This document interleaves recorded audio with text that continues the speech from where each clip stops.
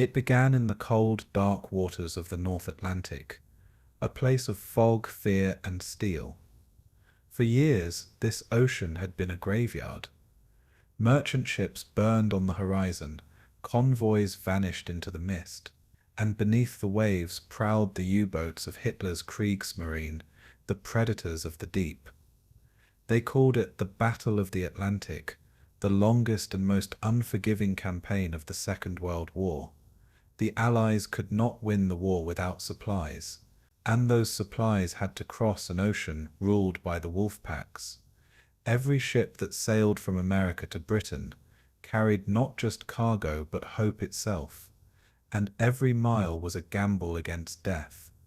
By 1943, the U-boats were at their peak, dozens operating in coordinated packs, guided by encrypted radio signals, and the cunning mind of Admiral Karl Donitz.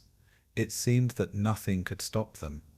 And then quietly, without warning, the tide began to turn, not through brute force, but through deception, mathematics, and the art of invisible warfare. This is the story of Operation Raspberry, how the Allies outsmarted the U-boats, and how intelligence, not firepower, changed the fate of the Atlantic. To understand Operation Raspberry, you must first understand the world the U-boats had created. From 1940 to 1943, they waged what Churchill later called the only thing that really frightened me during the war. The Atlantic had become a battlefield without borders, convoys zigzagging through endless seas, hunted day and night by submarines that could appear and vanish at will. The U-boats attacked in Wolfpacks, coordinating through radio transmissions encrypted by the infamous Enigma machine, a cipher so complex that it was believed unbreakable. Each sinking meant more lives lost, more supplies gone, more time bought for the Reich. At their height, the U-boats were sinking hundreds of ships each month. Britain's survival hung by a thread, yet the key to stopping them was not in guns or ships, but in silence, in finding a way to see the unseen. Deep within Bletchley Park in England, a secret army of mathematicians, linguists, and engineers worked night and day to break Enigma. Among them were men like Alan Turing, whose machines, the bombs, turned what had once been an impossible task into a race against time. Every day, the Germans changed their codes. Every day, the codebreakers fought to keep up, and when they succeeded, the information they gathered was more valuable than any weapon. It was code-named Ultra, the highest classification of secret intelligence. From Ultra, the Allies learned the positions, movements, and intentions of the U-boats, but to use that information, they needed to be clever. They couldn't simply act on it directly. That would reveal that the code had been broken, so they had to deceive, and that deception became the beating heart of Operation Raspberry. Operation Raspberry was born not in a single moment of inspiration, but through a growing pattern of brilliance and restraint. It was a plan to manipulate the U-boats without them ever realizing they were being hunted. Allied intelligence, using decrypted messages, began to divert convoys around danger zones, just before Wolfpacks could strike, but always in ways that appeared natural or coincidental. When convoys changed course, it was done subtly, masked by weather reports or false reconnaissance. When a U-boat was sunk, the official explanation was always radar, sonar, or luck, never code-breaking. In short, the Allies built an invisible chessboard across the Atlantic, and on it they began to play the U-boats like pawns. The name Raspberry itself came from a moment of quiet irony, a signal of defiance in the face of death. The operation was essentially the Allies' way of blowing a raspberry at the U-boats, mocking the predators who once thought themselves invincible. With ultra-intelligence feeding their every move, the Allies began to gain the upper hand. Convoy routes shifted unpredictably. Air patrols appeared precisely where submarines surfaced to recharge their batteries. Escort groups suddenly seemed to stumble upon Wolfpacks in mid-ocean. To the Germans, it looked like luck, uncanny, maddening luck. To the Allies, it was the fruit of painstaking intelligence, coordination, and secrecy. By mid-1943, the effect was dramatic. U-boat losses skyrocketed. For every Allied ship sunk, multiple submarines were being destroyed. The hunters had become the hunted. The U-boats that once roamed the Atlantic with impunity were now being picked off one by one. Allied aircraft, using radar and the new Lee light, caught them surfacing at night. Escort carriers and destroyer groups hunted them by day. The introduction of new Huff-Duff direction-finding systems allowed Allied ships to locate German transmissions with deadly precision. But behind every success, every kill, lay the quiet mind of Ultra and the cunning hand of Operation Raspberry, guiding the Allies' moves from the shadows. The genius of Raspberry was not just in deception, but in discipline. The British Admiralty and American Navy agreed that Ultra's secret must never be revealed, no matter the cost. There were moments when convoys were allowed to sail into danger. Men sacrificed to protect the secret. It was a terrible calculation, but one that ensured the enemy never realized their communications had been compromised. The result was a steady, silent collapse of the U-boat campaign. By the end of 1943, the Wolfpacks were in full retreat. Their commanders, baffled and desperate, blamed new Allied technology, never knowing that their every move had been read before it was made. When the war finally ended, the story of Operation Raspberry, and the greater Ultra effort behind it, remained hidden for decades. It wasn't until the 1970s that the full truth emerged, that intelligence, not numbers, had turned the tide of the Atlantic, that the men and women who labored in secret, breaking codes, rerouting ships, and saving lives without ever seeing the sea, had done as much to win the war as those who fought on its front lines. Operation Raspberry was a victory of minds over machines, of quiet calculation over blind aggression. It was proof that in modern warfare, information could be as deadly as torpedoes. Today the Atlantic lies calm once more. The convoys are gone, replaced by cargo ships and cruise liners that cross the same waters where so many once perished. But beneath that calm surface the ghosts remain, the ships that never made it, the submarines that never surfaced, and the silent struggle of those who fought a war without ever firing a gun. Operation Raspberry may not have the drama of great battles or the glory of public parades, but its legacy endures, a testament to the power of intellect, secrecy, and patience in the face of terror. Tonight we return to those cold Atlantic nights, to the endless horizon where radar screens glowed faintly, to the code rooms where words became weapons, and to the moment when silence itself became the Allies' greatest ally. This is the entire history of Operation Raspberry. The story of how the Allies outsmarted the U-boats, won the invisible war beneath the waves, and turned intelligence into victory. Before we begin, tell me, where in the world are you tuning in from? And what time is it for you tonight? Are you somewhere drifting into the quiet of your evening, listening to the pulse of history through the static of time, or far across the seas, hearing the echoes of the Atlantic's long, dark struggle? Wherever you are, take a deep breath, settle in, and let me know. I'd love to hear where in time and place you're joining us from tonight. March 1943, North Atlantic, 300 kilometers southwest of Greenland. The convoy, codenamed HX-229, pushed through gale-force winds under a night sky without stars. From the deck of SS Empire Star, able seaman Harold Evans watched phosphorescent wakes flare behind each merchant hull, faint blue trails that betrayed their movement like glowing targets. 21 merchant ships steamed eastward, escorted by 5 destroyers of Escort Group B7 under Commander Donald McIntyre. Radar screens flickered with static as visibility dropped below 500 meters. Then just before midnight, a torpedo slammed into the Norwegian tanker Elin K, detonating 3,800 tons of crude oil. Flames painted the waves orange as Evans gripped the frozen rail, his ears filled with the mechanical shriek of U-boat engines surfacing somewhere unseen.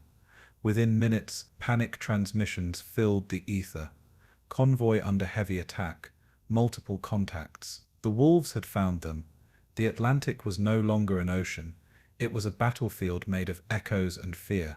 The German submarines that night were part of Rudel-Drossel, one of Admiral Karl Dönitz's coordinated Wolfpacks, operating from Lorient under the command of Kapitän-Leutnant Reinhard Suren. Each Type 7C U-boat displaced 776 tons submerged, carried 14 torpedoes, and cruised silently at depths reaching 200 meters. Their radio coordination relied on the naval Enigma M4 cipher, a 4-rotor machine producing over 150 trillion combinations, changed daily at midnight. This encrypted traffic allowed U-boats spread over hundreds of kilometers to converge on convoys like synchronized predators. Allied intercept operators at Scarborough and Flowerdown captured these transmissions, but without the latest codebooks, the Shark key, the signals were meaningless bursts of Morse. The British knew when the wolves howled, but not what they were saying. Every hour of radio silence stretched into dread. For merchant sailors like Evans, survival depended on luck and distance more than strategy. While the Royal Navy fought in the spray and darkness, a different battle raged inside the brick huts of Bletchley Park. In Hut 8, under mathematician Alan Turing and cryptanalyst Hugh Alexander, rows of electromechanical bombs clattered day and night, attempting to solve the M4 system. Their success against Luftwaffe Enigma had turned the tide in North Africa. But the naval variant was far more complex.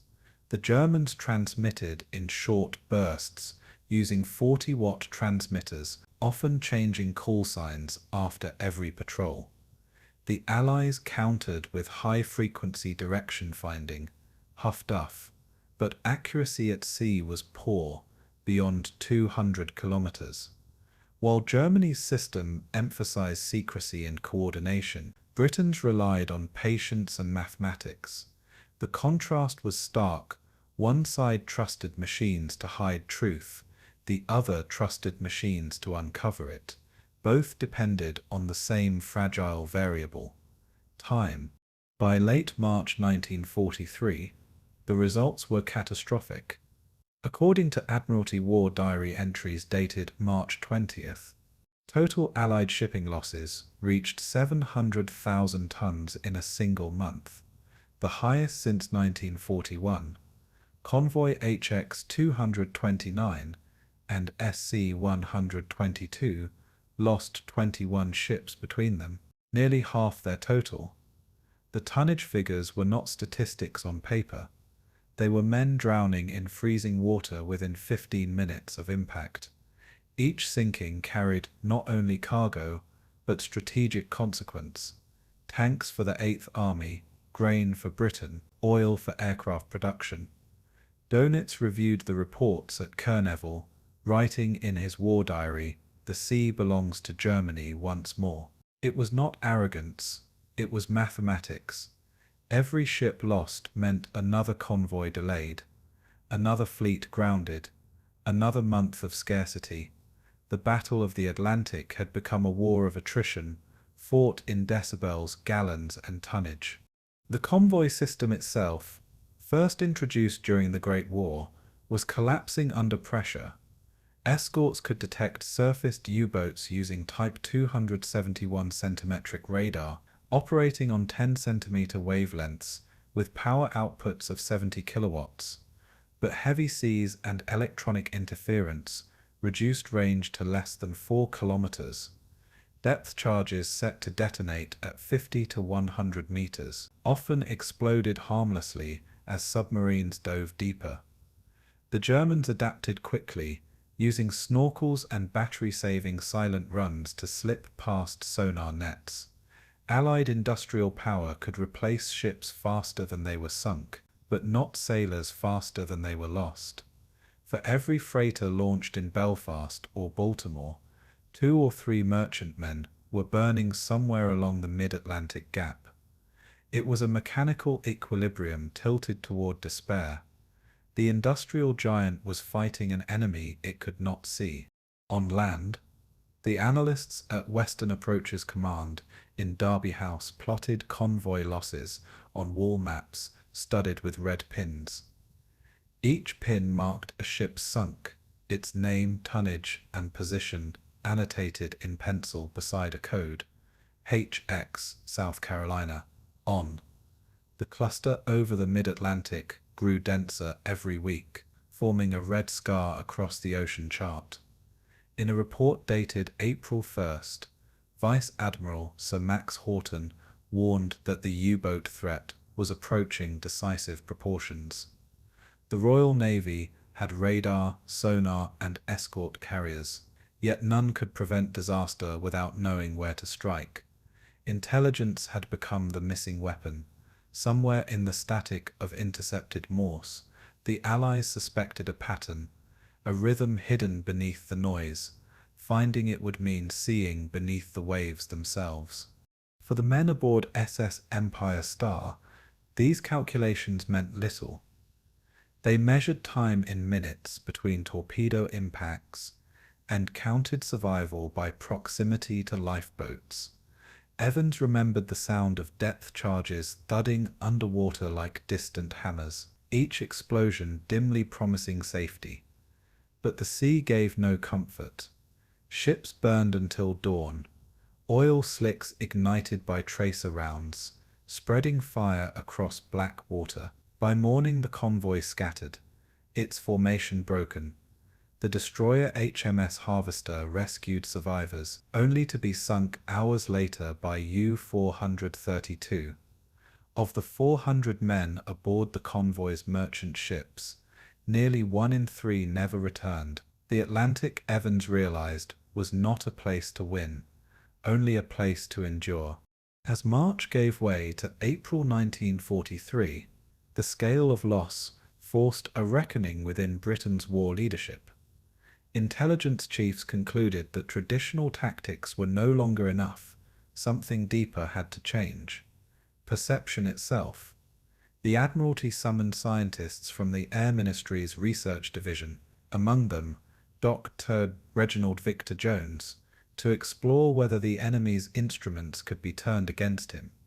Somewhere between radar and deception lay the answer that would become Operation Raspberry. But in the spring of 1943, such ideas were still whispers in corridors filled with bad news. The question hung over every chart, every intercepted signal, every convoy report: how could an empire defend its lifeline when the enemy saw through the ocean? The solution was not yet visible, but the need for it was absolute. The next chapter would begin where the static spoke louder than explosions. Winter 1941, Bletchley Park, Buckinghamshire. Frost glistened on the barbed wire perimeter as operators of the Y service hunched over receivers, the air thick with the hum of static. In Hut 8, mathematician Alan Turing adjusted the dial of a Marconi Type 1154 receiver, his pencil hovering above a notepad crowded with half-deciphered letters. Across Britain, more than 40 listening posts, from Scarborough to Cullercoats, captured bursts of Morse chatter echoing across the ether. Each transmission lasted mere seconds, but inside those clipped rhythms lay life and death for convoys thousands of kilometers away.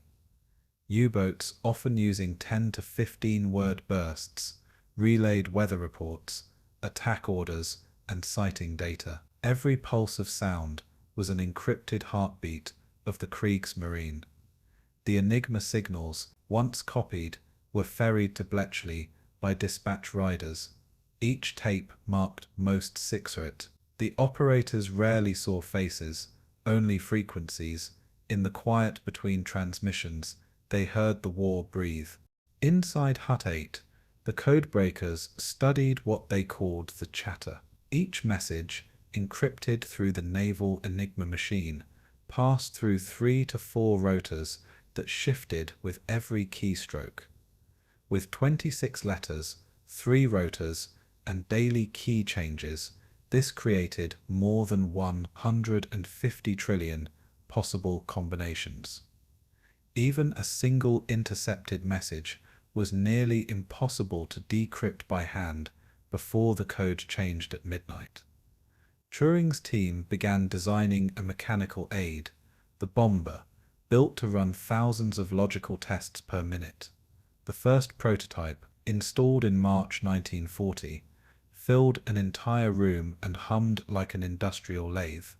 Each success or failure left chalk marks on the floor, the physical residue of abstract thought. As engineer Gordon Welchman later recalled, the rhythm of the bombs became the pulse of Bletchley. In that room, mathematics and metal began to merge into a weapon. Whereas the Luftwaffe's Enigma network had fallen months earlier, the Kriegsmarine system remained nearly impenetrable. Luftwaffe ciphers used simpler key sheets and single-letter identifiers, but the naval version employed a 4th rotor and exclusive codebooks known as Kurzsignaler. These compact messages allowed U-boats to compress entire reports into short encrypted fragments, far harder to interpret by traffic analysis alone. In contrast, Allied naval communications, often transmitted in plain English with call signs and long sentences, were far easier to intercept. The Germans treated the ocean like a chessboard and communication like a whisper between hunters.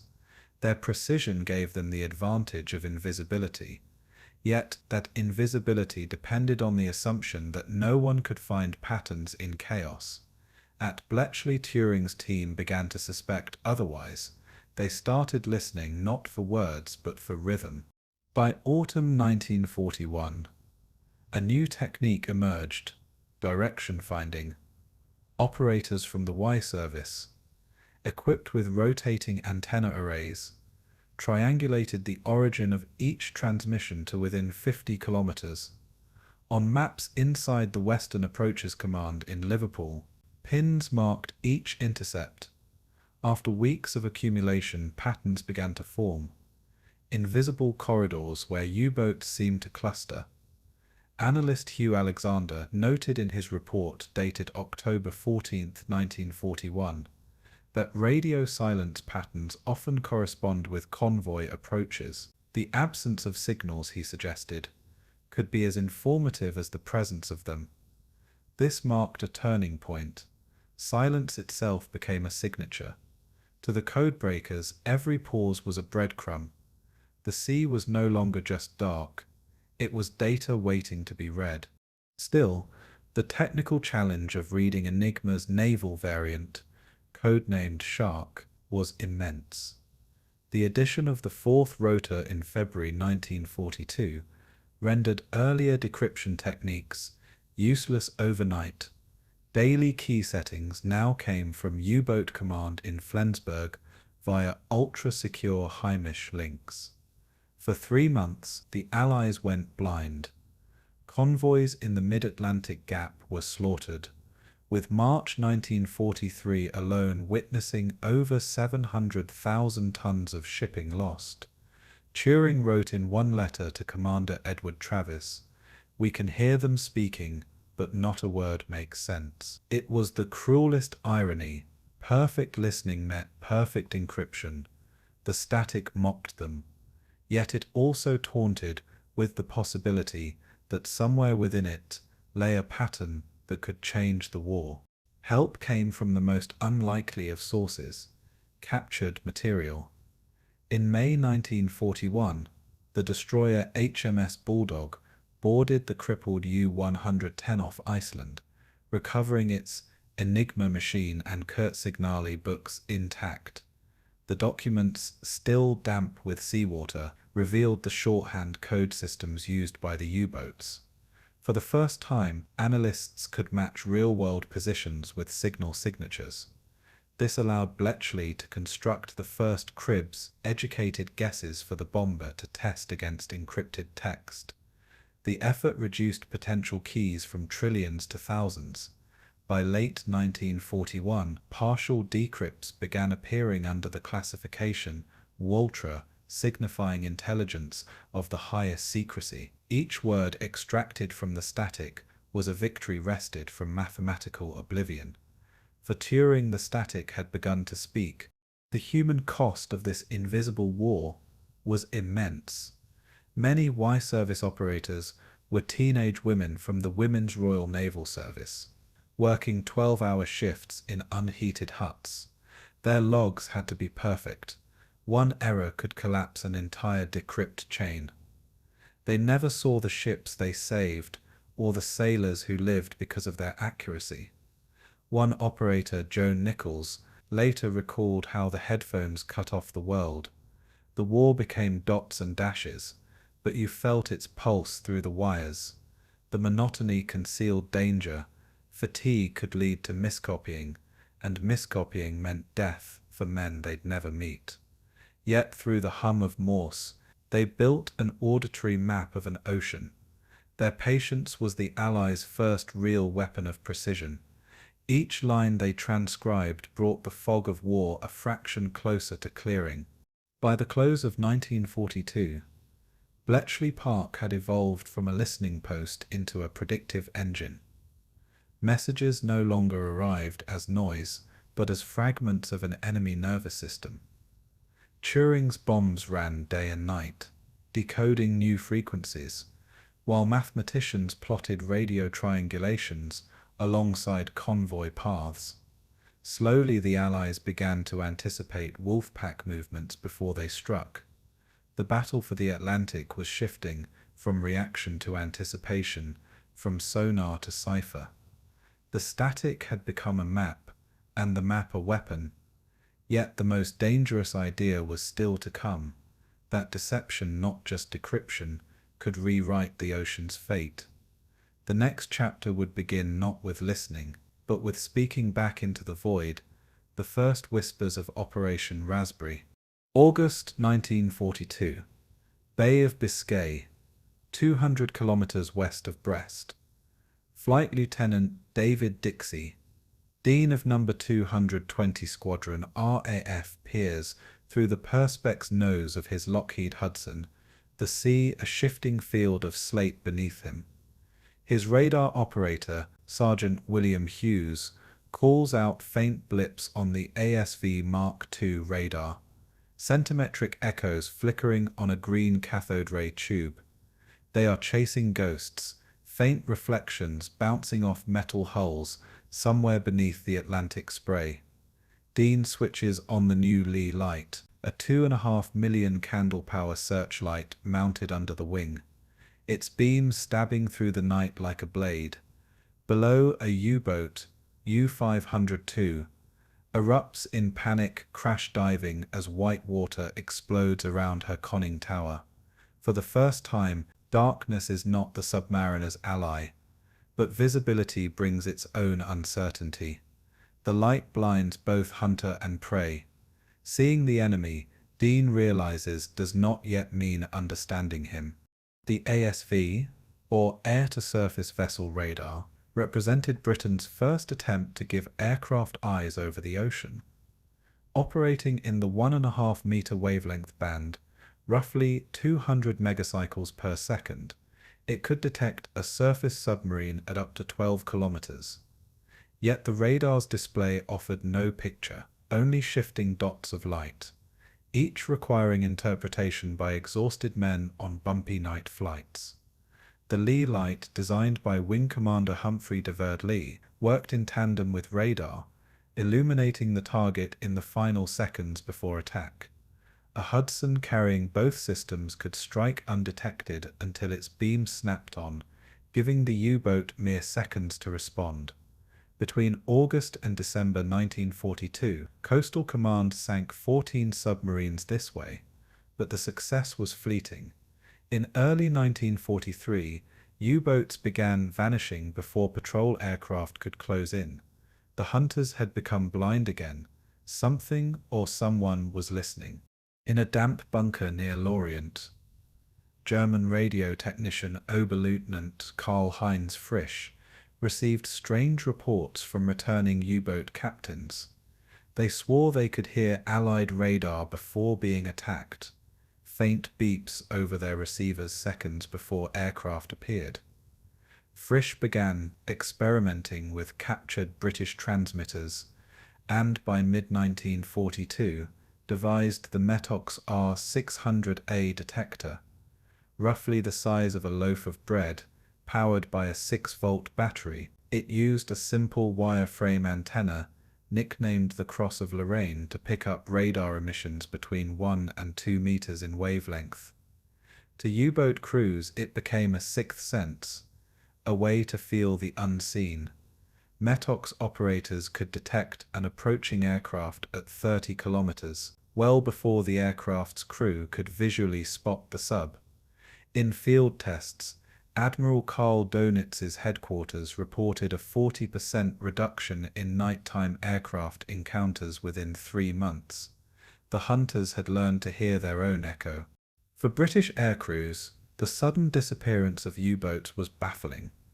Logs from No. 19 Group, Coastal Command, recorded a 45% drop in radar contacts between January and March 1943. Despite increased patrol hours, aircraft returned with empty bomb racks and blank screens, their operators reporting false echoes and ghost blips. At first, scientists at the Telecommunications Research Establishment in Malvern suspected atmospheric interference. Dr. Edward Bowen, head of radar development, compared data across multiple wavelengths and concluded that the enemy must have developed some form of detector. "They hear us before we see them," he wrote in a memo dated March 12, 1943. That phrase, both accusation and admission, reached the desk of R. V. Jones, the brilliant physicist in charge of scientific intelligence. Jones understood that in electronic warfare, knowledge of the enemy's knowledge was the real weapon. The problem was no longer radar, it was the echo of radar itself. Jones proposed an audacious idea in a classified memorandum to Air Chief Marshal Sir Philip Joubert. If the Germans could detect radar, perhaps radar could be used to deceive them. He called it a war of ghosts. The plan involved transmitting dummy signals in the same 1.5-meter band, convincing Metox-equipped submarines that patrol aircraft were nearby, when in fact the skies were empty. This would force U-boats to dive unnecessarily, draining battery reserves and slowing their operations. The technique required precise power modulation to mimic real radar sweeps, without revealing the deception. In effect, it turned radio frequency into psychological warfare.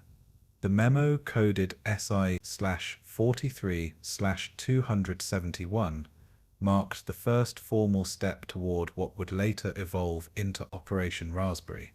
Jones later recalled, "We were no longer merely observing the enemy's reactions, we were designing them."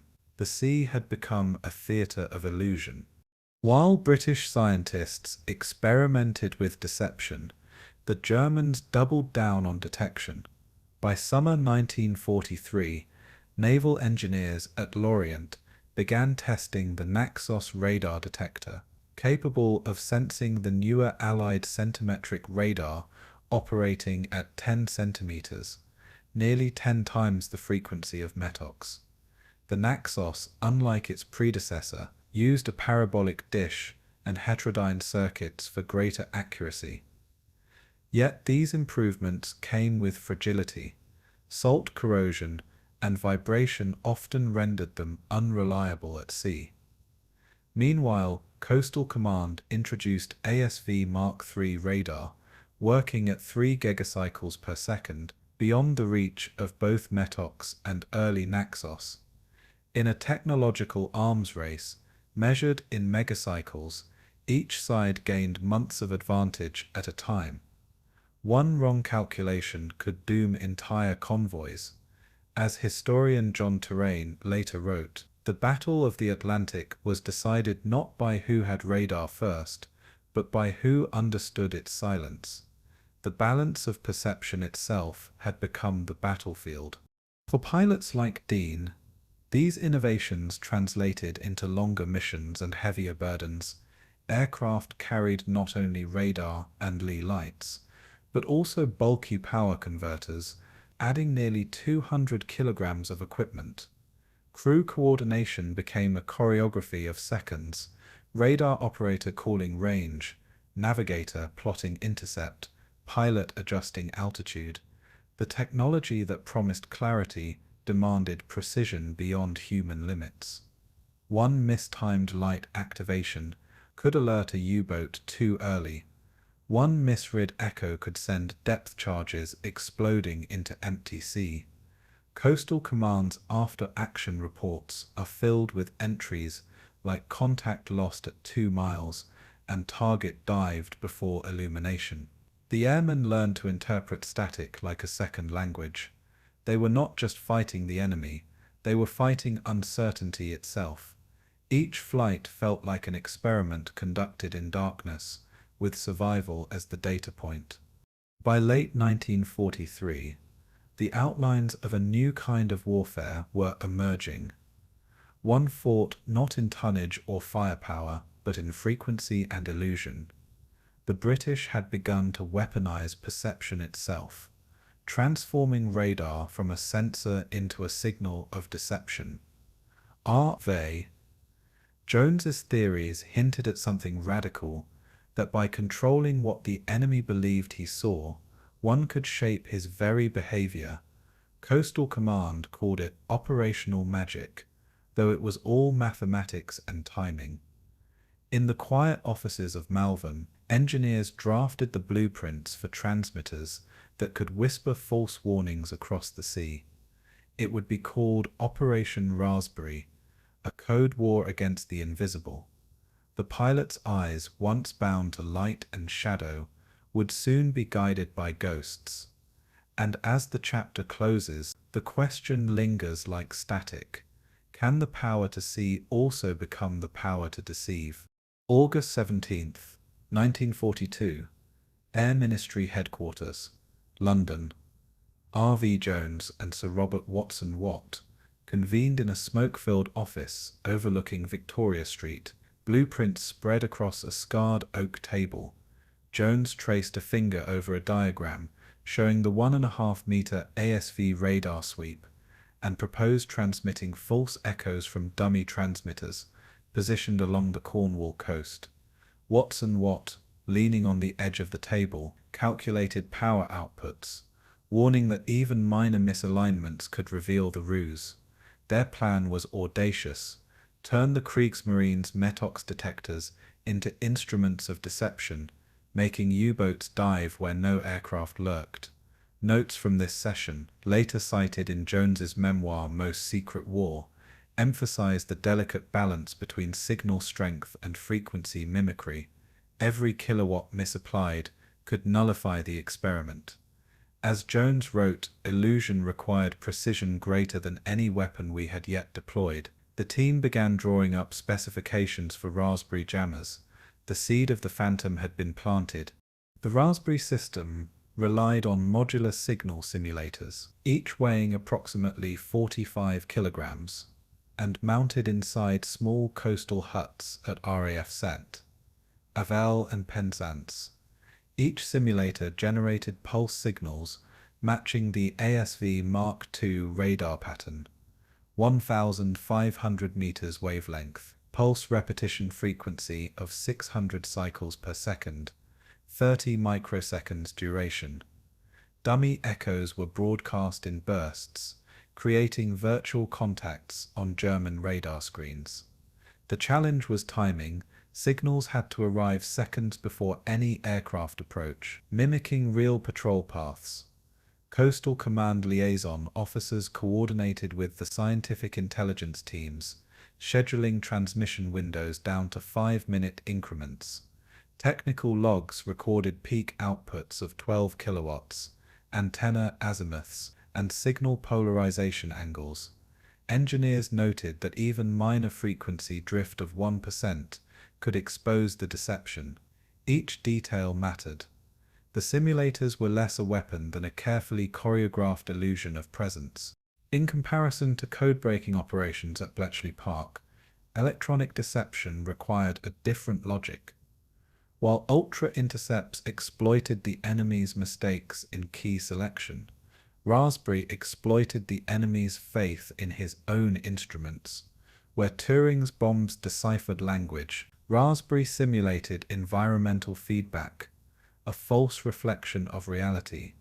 German captains, accustomed to trusting Metox readings, were now targets of their own technology. Field reports indicated that U-boats would crash dive within 2 kilometers of phantom echoes, wasting battery power and surfacing far from intended convoy routes. Analysts measured operational efficiency drops of 25% in affected flotillas. Unlike code-breaking, the deception left no tangible record of compromise. Success was measured in absence, in the silence of submarines that never attacked. Raspberry turned belief into a weapon, invisible but deadly. This was warfare through perception. The first experimental flights from RAF sent. Avel began in September 1942. Hudsons equipped with ASV Mark II carried live transmitters programmed to create controlled echoes over mock convoy patterns in Mounts Bay. Operators recorded depth charge drops on phantom contacts, observing pilot reactions and plotting dive timings. Technical logs recorded a mean dive response of 47 seconds with maximum deviation of 5 seconds, matching expectations from signal theory. A single simulator covered an effective radius of 15 kilometers, enough to influence multiple patrol sectors simultaneously. In post-flight analysis, Coastal Command noted that U-boats in the simulation area exhibited behavior consistent with active radar detection, even when no aircraft were present. Jones's handwritten annotations highlight a crucial finding: false signals provoke real action. The team celebrated quietly. The sea could be manipulated without ever touching it. Operational feasibility had been proven. By October 1942, Raspberry simulations expanded along the southwestern approaches. Logs from Cornwall, Devon, and Scilly Isles indicated that 5 to 6 U-boat patrols per week dove unnecessarily, abandoning planned transit lanes. Engineers calculated fuel and battery savings on Allied convoys, estimating that each avoided engagement preserved over 700 tons of shipping potential monthly. Memo SI/43/289 instructed Coastal Command squadrons to overlay real patrol routes with dummy signal corridors, effectively creating a ghost net across the Bay of Biscay.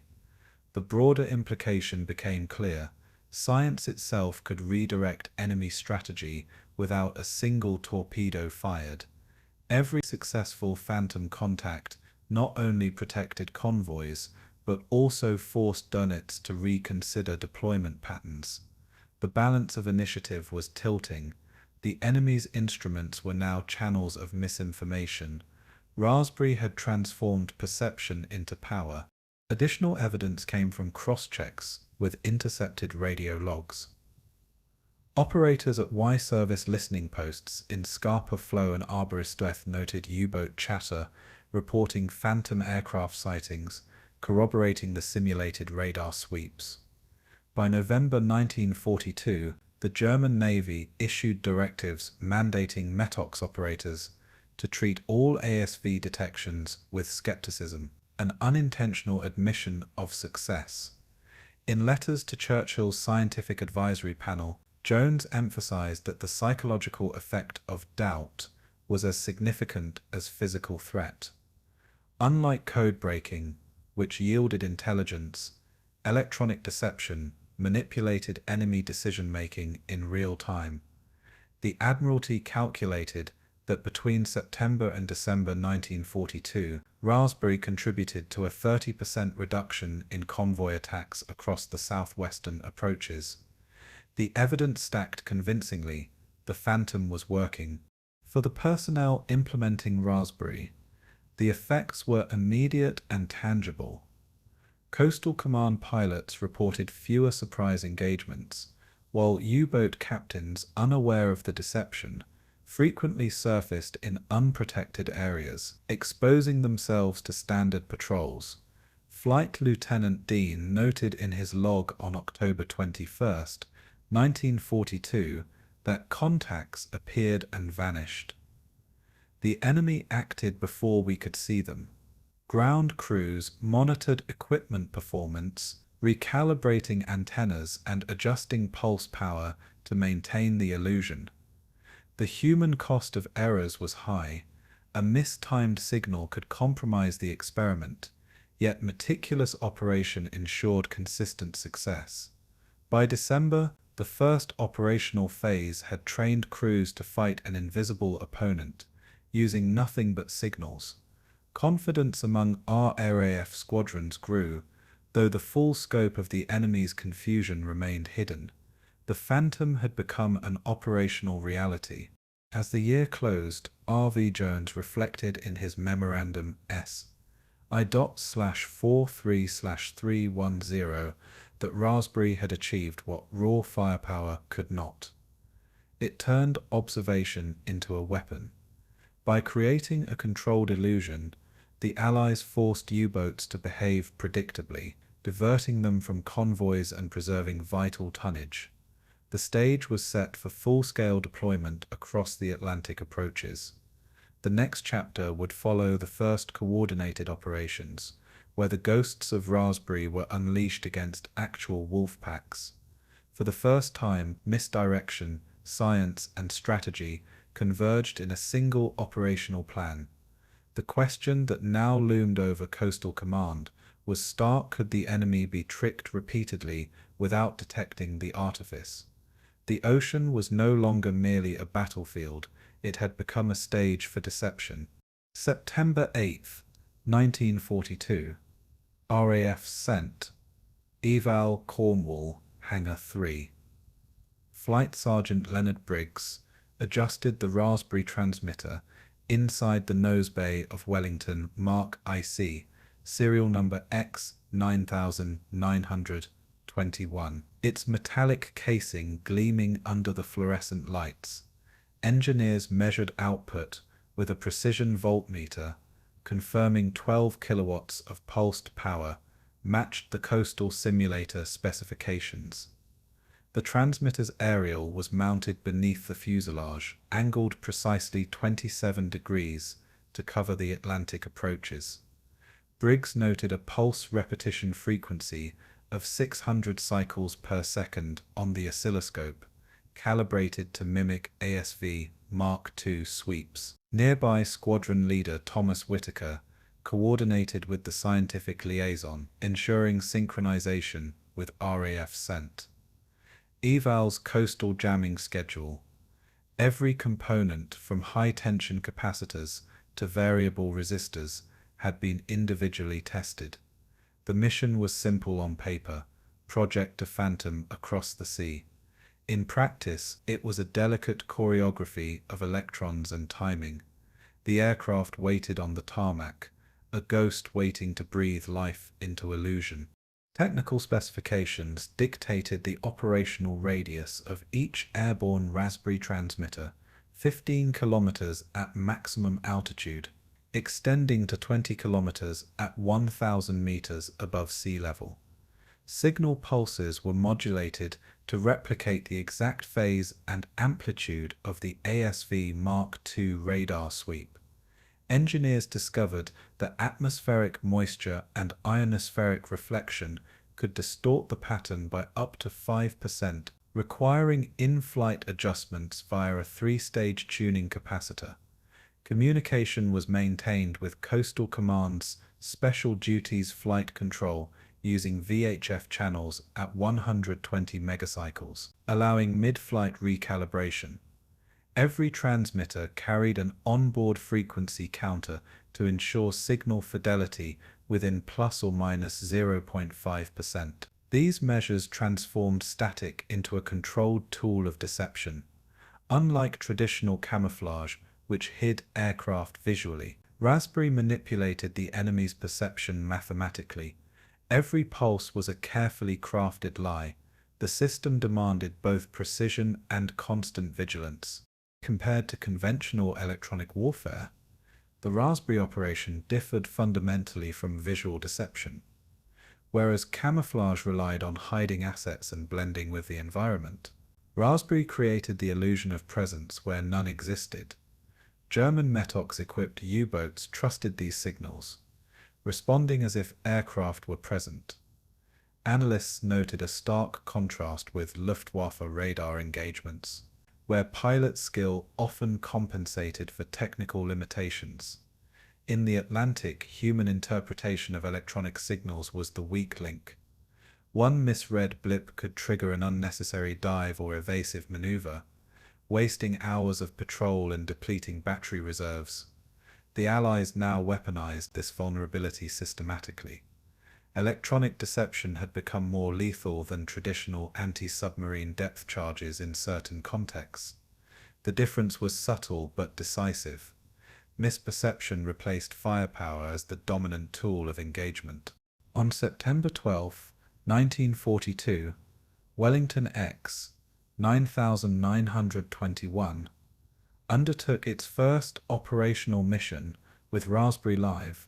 Flight logs recorded that 21 minutes after leaving St. Evel operators observed the first response. U-boat U-587, detected visually at 12 kilometers, had already crash-dived, despite no radar contact from the aircraft. Technicians adjusted pulse output mid-flight, increasing signal amplitude by 2 kilowatts to extend reach toward the convoy lane. The crew noted dive timings ranging from 36 to 45 seconds, matching predictions from laboratory simulations. Depth charges were loaded but never deployed. The target reacted to a phantom. These real-time results validated months of laboratory calculations. Squadron reports emphasized the precision of timing as the critical factor. Even 1 second of deviation could compromise the illusion. The mission returned with full fuel and equipment intact, marking the first confirmed operational success. The Phantom had entered the ether.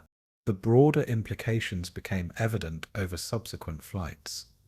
Data collected by the Coastal Command liaison team indicated that between September 15th and 22nd, 5 U-boats unnecessarily submerged while convoys sailed unmolested. Flight Lieutenant Briggs calculated that each avoided engagement preserved roughly 400 tons of critical cargo. Coordinators at RAF St. Evel began overlaying multiple transmitters, effectively creating a network of phantom aircraft sweeping the approaches.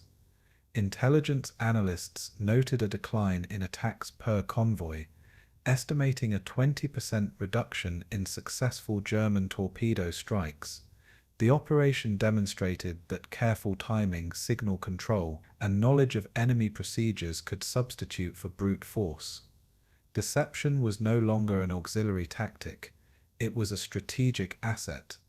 Operation Raspberry had graduated from experimental test to operational doctrine. Further evidence of efficacy emerged from post-mission radio logs intercepted by Y-service stations. Signals from U-boat commanders contained references to phantom aircraft and strange echoes over areas where no Allied planes were present. Analysts cross-referenced these with flight paths and transmission logs confirming causality. Technical reports noted that even minor adjustments in pulse repetition frequency altered U-boat behavior predictably. In comparison, standard depth charge attacks often failed due to miscalculations in range or timing. Electronic deception, however, forced enemy decisions without risking Allied lives or assets. The effect extended beyond immediate tactical gains. It introduced doubt into German operational planning. METOX operators began second-guessing readings, creating cumulative operational inefficiency. The psychological dimension became as significant as the physical one. For the RAF crews, the new missions demanded both technical skill and constant alertness. Flight Sergeant Briggs managed pulse output, antenna orientation and frequency counters while navigating turbulent seas at 500 meters. Any error could reveal the ruse, potentially prompting enemy adaptation. Pilots had to coordinate climbs, turns, and patrol lanes precisely with the simulator network below. Mission logs show heightened stress, yet meticulous execution, noting that even minor misalignment of 20 degrees could reduce perceived signal strength by 30%. Crews became accustomed to manipulating the ether rather than engaging physically, relying on calculation rather than reflex. By September 24th, crews reported confidence in the system, calling it flying blind but always ahead. Operation Raspberry had begun to shape behavior without firing a single shot. As the month ended, RAF technical units reflected on the operation's success in memoranda to Coastal Command HQ. The question loomed: how long before the Germans realized the deception? Each successful mission extended the Phantom's influence, but adaptation by U-boat crews remained an unknown variable. Analysts projected that sustained operations could redirect Wolfpack movements and preserve hundreds of tons of shipping. The next chapter would track the German response, revealing how Dönitz and his commanders began to perceive the invisible war around them. In the ether, the battle had shifted from steel and depth charges to pulses and perception. A new contest of minds and instruments had begun. Operation Raspberry was no longer experimental. It was operational, tactical, and strategic.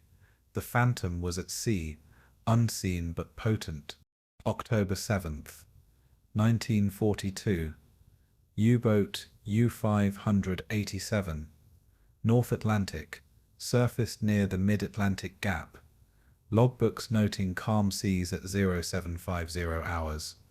Lieutenant Sir C. Karl-Heinz Meyer recorded intermittent radar pings on the METOX receiver, each pulse triggering a reflexive dive, yet no aircraft appeared visually on the horizon. Crew murmurs filled the narrow conning tower as the sonar operator double-checked depth settings, confirming a 30-meter periscope clearance. The vessel had submerged twice in under 10 minutes, losing valuable battery reserves and momentum. Captain Meyer scribbled in the war diary: Phantom aircraft, continuous radar returns, no visual contact, crew uncertain. Signals were plotted manually on the attack chart, revealing apparent contacts moving in impossible patterns. Nearby U-boats, including U-620, under Carver 10 Kapitän Heinrich Schultz, reported similar anomalies. Each commander began to question the fidelity of their METOX receivers. At BDU headquarters in Flensburg, Admiral Karl Dönitz reviewed preliminary reports with growing concern. The invisible enemy had entered the Atlantic theater. Technical analysis by the German Naval Technical Bureau.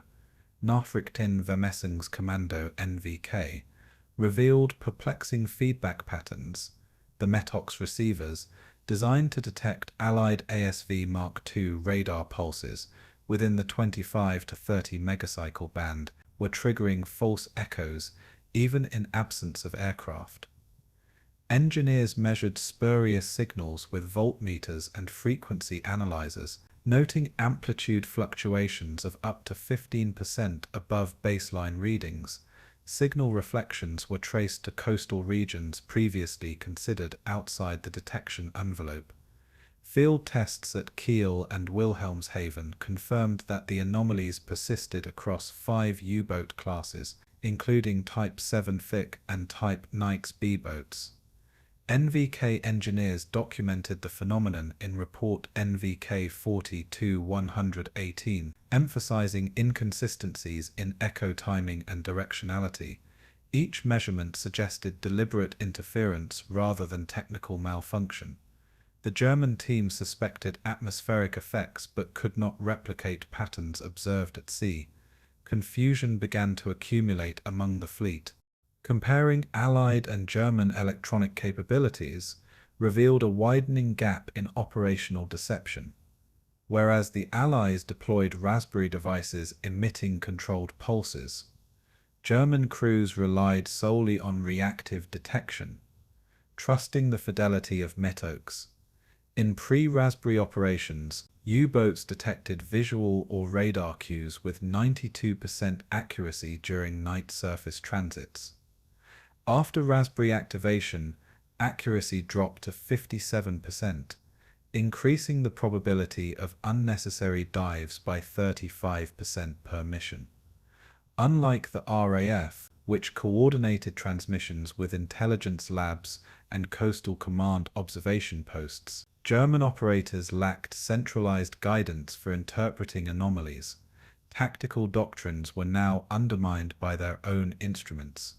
The technological edge shifted subtly but decisively. Phantom signals created operational hesitation, slowing U-boat patrols. Psychological pressure compounded technical uncertainty. Allied deception had become more lethal than any depth charge yet deployed. On October 10, 1942, BDU scientists conducted controlled tests using captured U-boat logs and METOX units. Test vessels recreated Atlantic surface runs while emitting simulated ASV pulses from calibrated transmitters. Observers recorded dive timings of 35 to 42 seconds, correlating precisely with Raspberry operational parameters from RAF CENT.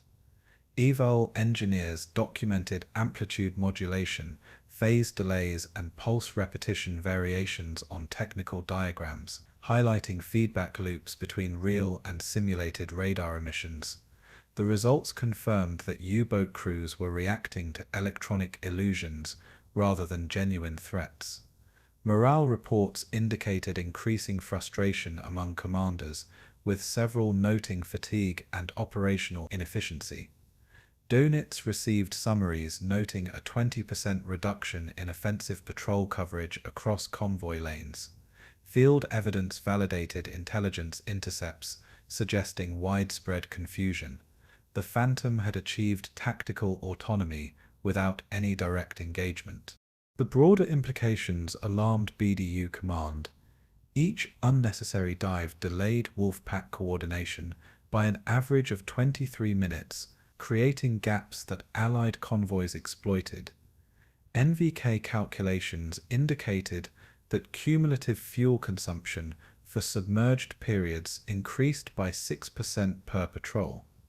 Fleet operations reports emphasized a decline in torpedo attack success, from 19% pre-Raspberry to 11% in October. Analysts speculated that sustained deception could divert U-boat deployment permanently from critical convoy routes. The invisible battlefield challenged traditional metrics of naval strength, demonstrating that misdirection could achieve strategic effect without direct confrontation. Orders were issued to investigate METOX calibration, Yet no immediate corrective action could be implemented. German naval intelligence faced an operational dilemma: trust instruments or trust human observation. The Atlantic was now a theater where perception dictated survival. Additional evidence surfaced from intercepted communications, decoded by Allied Y service teams at Leith and Bletchley Park. Transcripts of U-587 radio logs revealed repeated references to phantom aircraft and impossible radar echoes over convoy sectors north of longitude 45 degrees west. Analysts correlated these with scent, Avell flight schedules and Raspberry transmission logs. Technical diagrams reconstructed from these messages confirmed alignment with pulse repetition frequency, signal strength, and aircraft altitude. NVK scientists cross-checked captured U-boat signal logs against these records, identifying the telltale signature of deliberate deception. Comparative analysis highlighted that while Luftwaffe aircraft could operate largely unobserved in Europe, U-boats in the Atlantic were now vulnerable to invisible manipulation. Each layer of proof reinforced the conclusion: the enemy's instruments had been weaponized against them. Confidence in METOC's reliability eroded rapidly. Operational planning was compromised. The human consequences were immediate. U-boat commanders reported fatigue and mounting frustration as crew members questioned the validity of each radar ping. Lieutenant Meyer noted that repeated unnecessary dives depleted battery reserves by 15% per engagement, reducing submerged endurance from 72 hours to just 61. Crew members feared encountering actual aircraft during surfacing, further slowing transit and convoy attack timing. Errors in judgment increased the risk of collision or mechanical failure. Letters later recovered from U-587 personnel expressed disbelief at the phantom threat, describing it as a war of shadows. Morale declined across the fleet, creating psychological stress as commanders balanced trust in instruments against instinct. BDU Command recognized the invisible adversary as a legitimate operational hazard. The Phantom War was not fought with steel, but with perception and calculation. By October 15, 1942, Dönitz convened a meeting with senior technical officers at Flensburg to address the unexplained phenomena.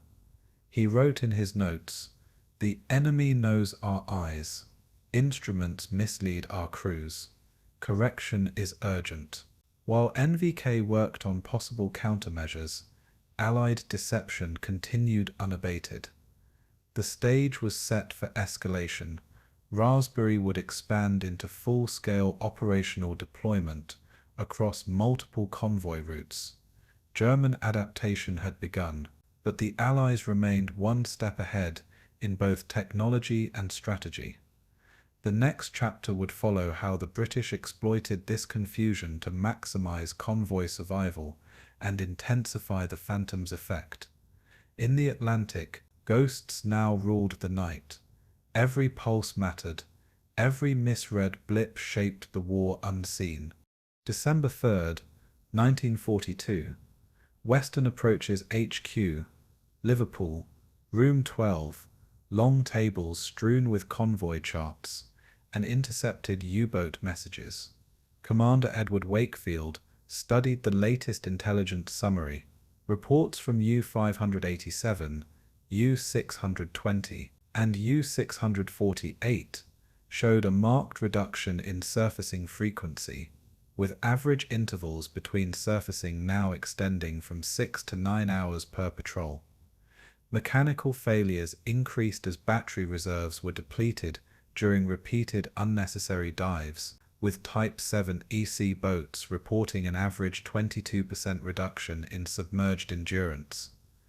Analysts noted torpedo reload delays averaging 10 minutes per attack, while operational readiness for coordinated Wolfpack assaults fell by 15%. Graphs from the Admiralty report Effect of radar deception operations, dated December 2nd, 1942, displayed correlations between Raspberry activity and increased U-boat hesitancy. Canadian and U.S. escort reports confirmed fewer visual contacts in convoy sectors north of longitude 40 degrees west. The data suggested that deception had tangible operational effects beyond mere observation. Wakefield highlighted the anomaly in red ink. Enemy distrusts own instruments. Technical examination of Raspberry effects revealed detailed signal parameters engineered to mislead German radar receivers. Devices emitted pulses at 3 distinct power levels, calibrated to mimic ASV Mark II. Reflections within the 25 to 30 megacycle band. Transmission timing was synchronized to Coastal Command flight schedules within plus or minus 2 seconds, ensuring that U-boat METOX receivers recorded coherent but misleading echoes. Device range extended to 15 kilometers, allowing overlapping coverage of convoy lanes during night patrols. Signal modulation included randomized amplitude shifts of up to 10%, introducing apparent variability in target distance and heading. Intelligence technicians modeled the effect on U-boat detection algorithms, predicting a 35% increase in false dive commands per sortie. Compared to previous experiments at RAF Staint, eval, these refinements improved deception fidelity by 17%. Every parameter adjustment was documented in Memo INT WA40-277, cross-referenced with pilot logs. The Allies had transformed raw electronics into psychological leverage. Contrasting Allied deception with German practices highlighted a stark divergence in operational philosophy. While RAF teams combined intelligence analysis, scientific experimentation, and tactical application, BDU crews relied entirely on METOX feedback and procedural experience. U-boat commanders previously trusted detection readings with 93% confidence. Post-Raspberry confidence fell to 58%. In the Allied model, signals were both weaponized and monitored. In German procedures, instruments were unverified, leaving crews to improvise under uncertainty. Coordination with U.S. Navy and Royal Canadian Navy escorts enhanced coverage, introducing overlapping detection zones that compounded confusion. Psychological effects now rivaled material losses in strategic significance. The operational edge had shifted from hardware superiority to cognitive manipulation. German engineers faced an unfamiliar battlefield defined by perception. The Atlantic War had entered a new, intangible dimension. Field evidence confirmed technical predictions.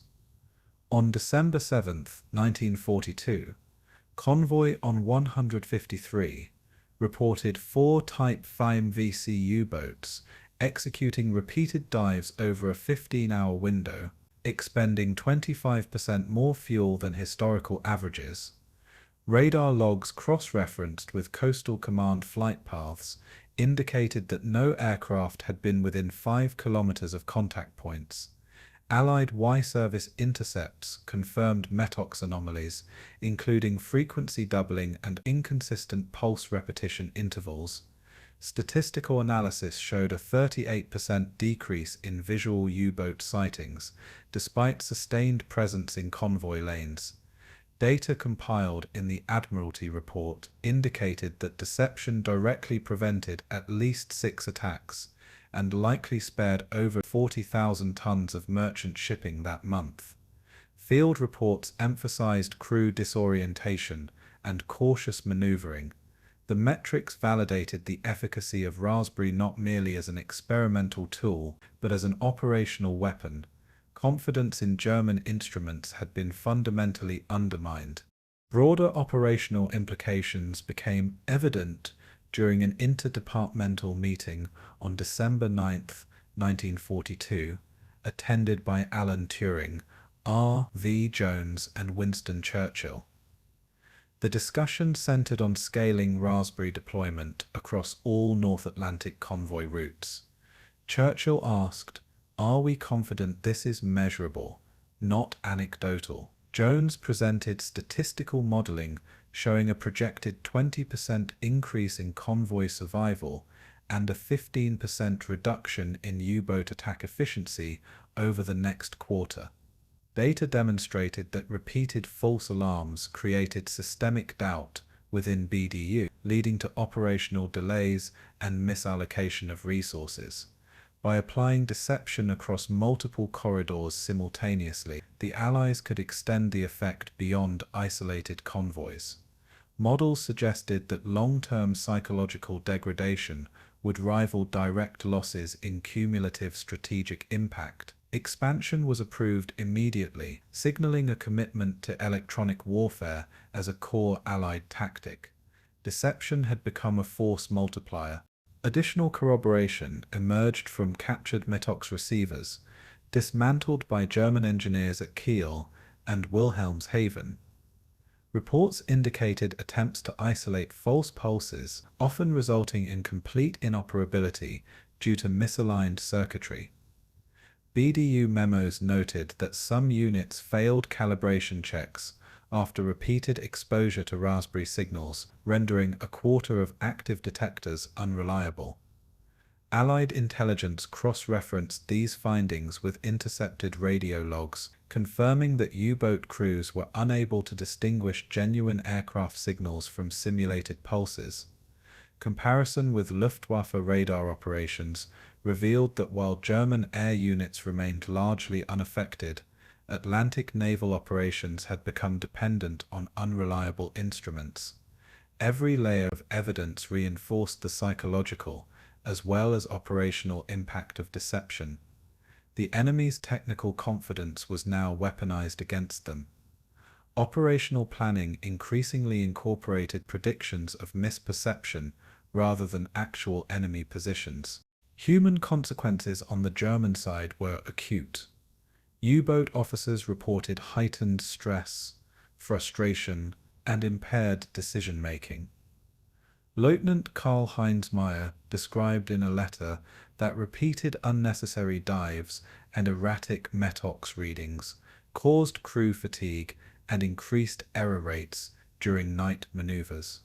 Type INSB boats experienced submerged endurance reductions averaging 18%, affecting patrol duration and torpedo readiness. Wolfpack coordination suffered with misaligned attack, timings reducing offensive efficiency by up to 14% per operation. The cumulative effect of these minor losses eroded morale, compounded by the invisibility of the threat. Officers questioned the reliability of both instruments and traditional tactics. Every misread pulse became a catalyst for hesitation and inefficiency. Deception had become both shield and sword. By mid-December 1942, Western Approaches HQ had compiled comprehensive summaries demonstrating that Raspberry had fundamentally altered U-boat behavior. Commanders recognized that the Germans now doubted the integrity of their own technology, introducing persistent operational uncertainty. Plans were drawn to expand electronic deception across the broader theater, including the Bay of Biscay and Arctic convoy routes. Statistical models predicted sustained reduction in losses if deployments continued and scaled. The stage was set for the next phase of invisible warfare: intensified, coordinated, and persistent deception. The Allies had learned to fight in frequencies, illusions, and anticipation. The war beneath the waves had entered a dimension where belief and reality diverged. Every signal now carried both promise and peril. January 5, 1943, Telecommunications Research Establishment, Malvern, Worcestershire, Laboratory 6. Oscilloscopes hummed and paper charts accumulated dust as physicist Arthur Watson Watt monitored signal simulators, mimicking multiple ASV Mark II returns. Parallel projects Moonshine, Mandrill, and Jostle operated in adjacent rooms, each device transmitting controlled radar echoes to confuse German detection systems. Test flights over the Bristol Channel synchronized pulses across a frequency spectrum spanning 20 to 40 megacycles. Engineers recorded return strengths ranging from 3 to 8 volts on the calibrated display meters, tracking interference patterns against known German METOX sensitivities. Across the Atlantic, MIT radiation laboratory scientists mirrored experiments with decoy transmissions and plotted comparative efficiency curves, cross-referenced memos between R.V. Jones and Commander B. Sturges of the U.D. emphasized calibration standards within plus or minus 5% deviation. Every data point was logged in. TRE report EW437, later cited in the Electronic Warfare Committee formation minutes. The race from deception to measurement had begun. Technical innovation progressed rapidly as Raspberry evolved into window and carpet. Engineers quantified deception efficiency using radar return strength and pulse repetition fidelity, measuring the percentage of false echoes recorded by German receivers. Carpet strips, composed of finely cut aluminium rods, each 30 centimeters long, created high-density reflections, simulating entire convoys over a 10-kilometer radius.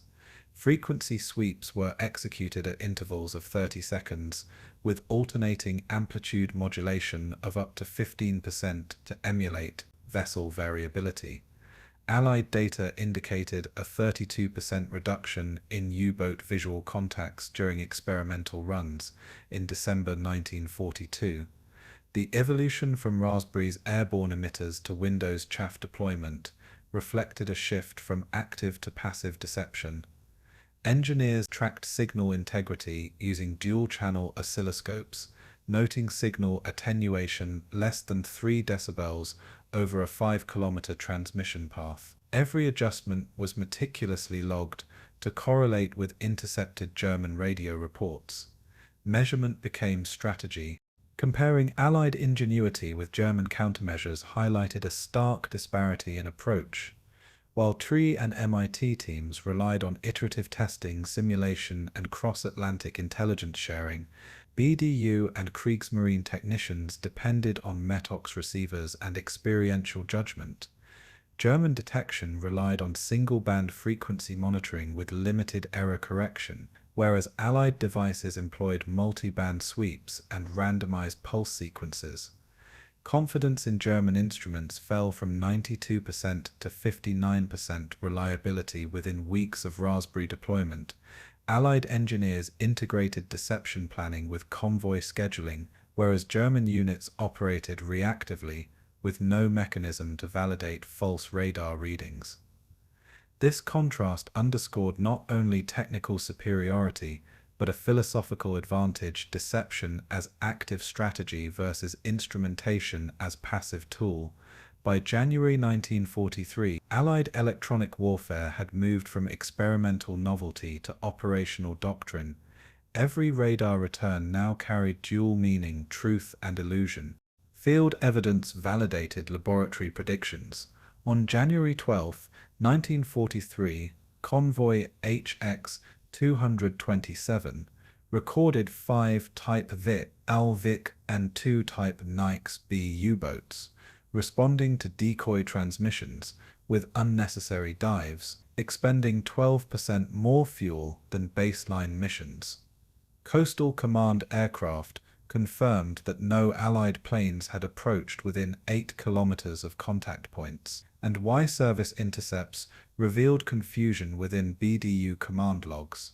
Measurement of radar return strength showed artificial echoes ranging from 4 to 7 volts on calibrated meters, corresponding to the intensity of genuine vessel reflections. Comparative analysis with previous Raspberry-only missions indicated a 20% increase in deception fidelity. Operational reports documented delayed Wolfpack coordination, resulting in missed attacks and reduced convoy exposure to torpedo fire. Field data corroborated theoretical models, demonstrating the tangible effect of controlled electronic misinformation.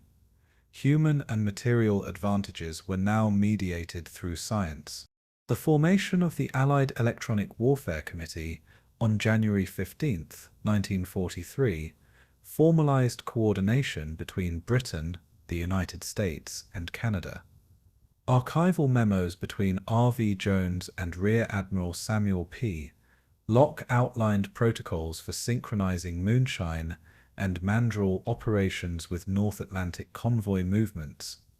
Statistical models indicated that multi-frequency deception could reduce U-boat attack success by up to 25% over a full patrol rotation. Engineers debated moral implications, as false radar signals caused not only tactical confusion but increased risk of mechanical failure and crew fatigue on the German side. British and American teams agreed that total war demanded exploitation of perception alongside force.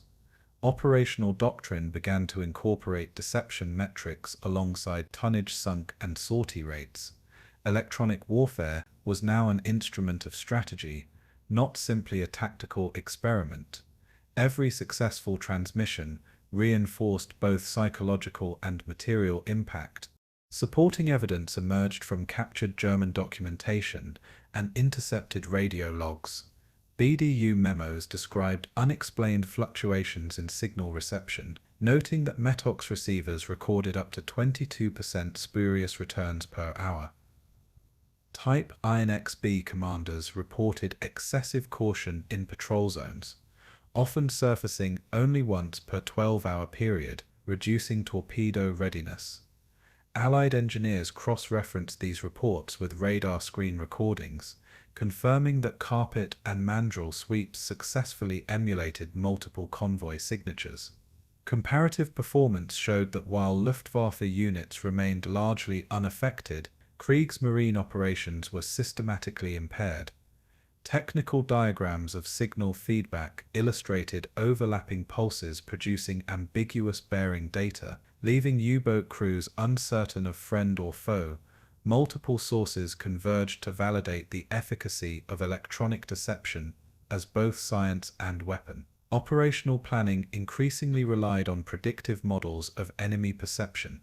The human consequences were profound. German crews reported heightened tension, fatigue, and hesitancy, leading to impaired coordination and slower tactical responses. Lieutenant Friedrich Vogel noted in a diary that repeated false radar readings caused misaligned dive sequences, increasing risk of collision during Wolfpack formations. Fuel reserves were strained by unnecessary submerged maneuvers, reducing endurance by an average 18% per patrol. Mechanical stress on battery systems rose, causing premature failures in Type 7 Vike boats by up to 15%. Psychological stress mirrored physical consequences, as crews questioned the reliability of instruments they had trusted implicitly. Operational efficiency declined alongside morale. Deception now dictated not only outcomes but behavior. Every radar pulse carried both threat and illusion. By late January 1943, the Allies recognized that electronic warfare had become a decisive component of naval strategy. Raspberry had evolved into a family of devices capable of shaping the battlefield at a distance, influencing both human judgment and mechanical systems.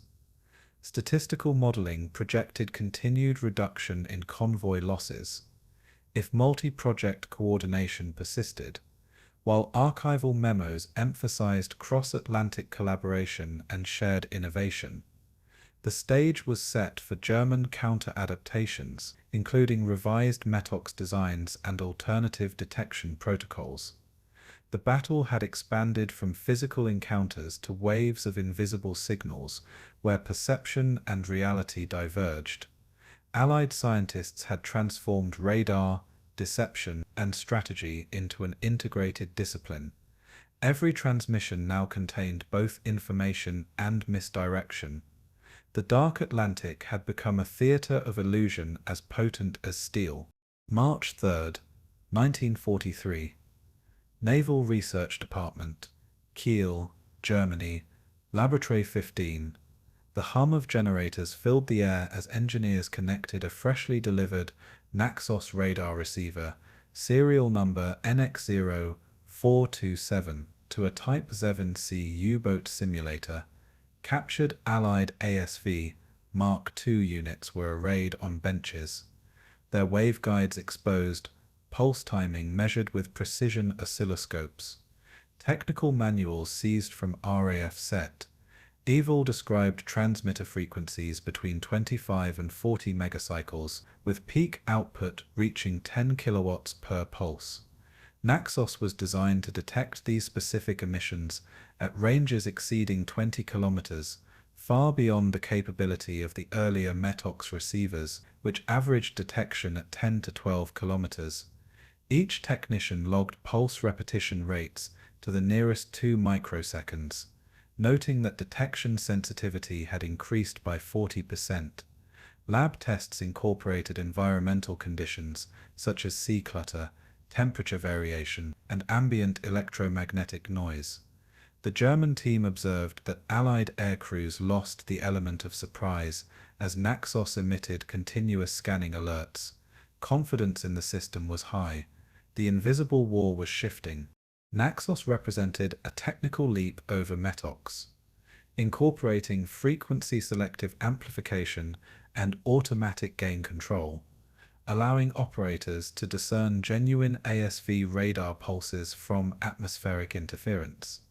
Metox, developed in late 1941, lacked the ability to track rapid pulse modulation or multi-frequency sweeps. German lab engineers recorded detection sensitivity of Naxos at -95 decibels, compared with Metox at -80 decibels, while time to contact alerts decreased from an average of 15 seconds to 5 seconds.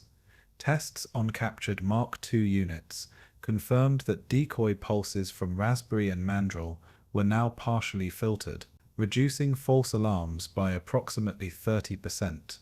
Naxos incorporated directional antennas, providing bearings to within 5 degrees of accuracy, whereas Metox often produced ambiguous readings with deviations up to 15 degrees.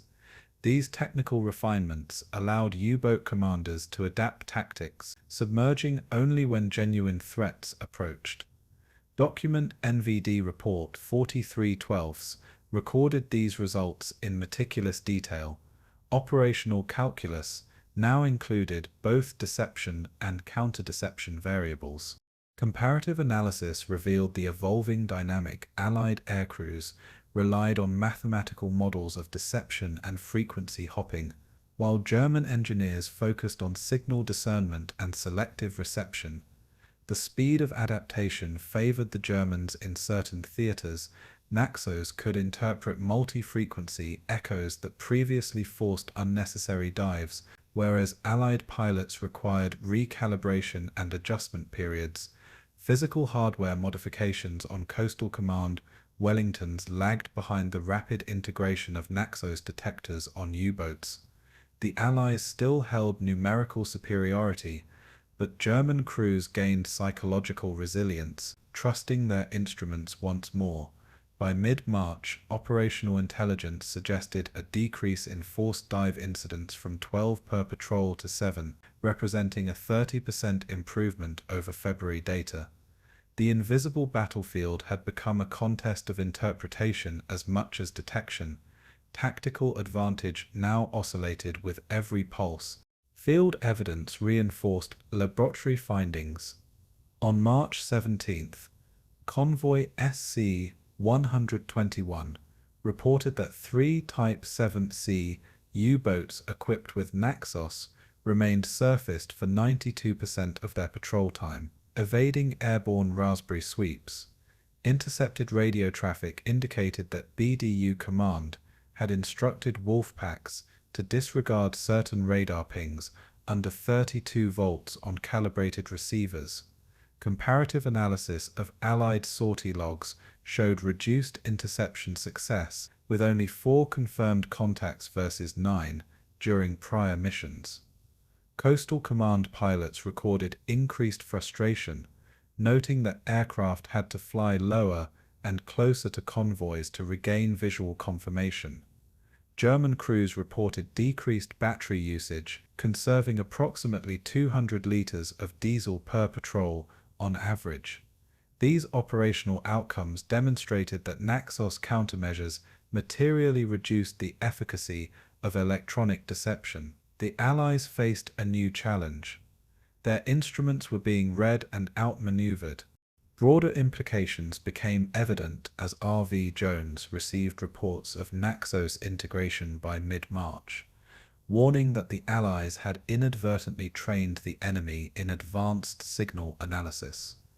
Memorable in a memo to Air Marshal Sir Charles Portal, Jones wrote, "We may have taught them too well," highlighting the unintended educational effect of repeated deception.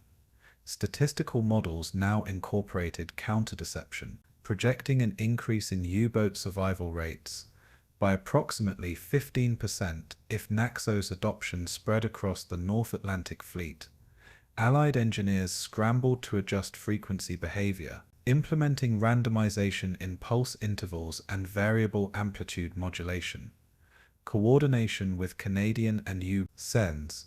naval units became urgent as joint convoys risked exposure to unanticipated detection. The stakes had evolved from tactical deception to a strategic duel of interpretation. Every signal could no longer be trusted. Additional supporting evidence arrived in April, including captured German technical manuals detailing Naxos circuitry, pulse discrimination filters, and automatic threshold controls. Engineers at RAF Sound, Eval analyzed these documents, confirming that Naxos could reject up to 40% of false signals from Raspberry and Moonshine devices. Experimental simulations suggested that further frequency adjustments could recover approximately 75% of previous deception effectiveness, but implementation required coordinated recalibration of all Coastal Command transmitters. Comparative testing with older METOX units underscored how rapidly German adaptation outpaced incremental Allied hardware upgrades. Archival field logs corroborated these findings, noting that Type Knights B units achieved continuous detection for periods up to 90 minutes without surfacing. The invisible battlefield had entered a phase of dynamic escalation. The operational consequences were immediate and palpable. Allied pilots faced increased risk as surprise advantage diminished, forcing more aggressive maneuvers over open water. German crews experienced restored confidence in detection, reducing dive frequency and conserving both batteries and fuel. Naxos-equipped boats executed coordinated patrols with improved Wolfpack timing, reducing interception losses by an estimated 18%. Psychological pressure on Allied aircrews rose as each radar sweep now risked miscalculation. Mechanical strain on aircraft increased with low-altitude flight, adding stress to airframes. Human and operational costs intertwined, reinforcing the concept that electronic warfare could dictate behavior as much as physical presence. Strategy now required constant adjustment. By late April 1943, the stage was set for an escalating duel of electronic innovation, as both sides continuously adapted to the shifting interplay of signals and countersignals. The Allies faced the challenge of restoring effective deception while avoiding overexposure of their operational methods. Naxos demonstrated that technological initiative could rapidly shift tactical advantage, while statistical models emphasized that future engagements would hinge as much on interpretation as firepower. The battle over perception had become central to Atlantic strategy, and the invisible war threatened to dictate outcomes before any shots were fired. Every pulse transmitted and received was now a negotiation of trust, skill, and calculation. The counter-deception phase had redefined the parameters of conflict. Allies and Germans were locked in a silent mathematical struggle for supremacy. The war in the ether had entered its most perilous stage. May 4th, 1943, North Atlantic. Convoy ONS-5, the frigate HMS Duncan, pennant number K551, ploughed through 35 knot seas while its Type 271 radar hummed and raspberry-equipped Wellingtons circled above. Depth charges had been stacked 3 per rack, hedgehogs readied on deck, and crews wore oilskins as wind tore across the bridge. U-boat contacts pinged at ranges between 15 and 22 kilometers, but false echoes from Raspberry devices forced intermittent dives by Type 7C submarines. Smoke from funnel stacks marked the positions of 6 merchant ships damaged in previous night attacks, their hulls scarred by torpedo hits. Signal logs showed that Allied coordination was tighter than ever. Canadian corvettes and U-7 Navy destroyers maintained synchronized patrol patterns, guided by intelligence summaries from Western Approaches HQ. Every radar sweep, every calculated maneuver, carried the weight of lives unseen. The battle would last 72 grueling hours. Convoy discipline was tested to its limits. Technical analysis of the Raspberry integration revealed power outputs calibrated to 15 kilowatts, with pulse repetition frequencies ranging from 300 to 400 Hz. Operators measured the effective operational radius at approximately 25 kilometers, allowing patrol aircraft to influence U-boat behavior. Well before visual contact, synchronized timing between coastal command transmitters and escort vessel radars required constant radio updates, typically every 14 minutes, to maintain deception integrity. Frequency hopping patterns were adjusted mid-flight by wireless operators, altering the radar return signature by up to 20% to mimic natural anomalies. Intelligence officers monitored the cumulative effect. U-boats surfaced 6% less often, conserving battery power, but slowing offensive operations. Depth charge patterns were modified accordingly, as the probability of encountering a submerged submarine fluctuated with radar feedback. Reports were filed to the Admiralty, citing every echo and false alarm. Operational calculus merged science and intuition. Comparisons with early war convoy losses were stark. In October 1942, Convoy SC-108 lost 9 of 25 merchant ships, with escort forces unable to distinguish real contacts from natural interference.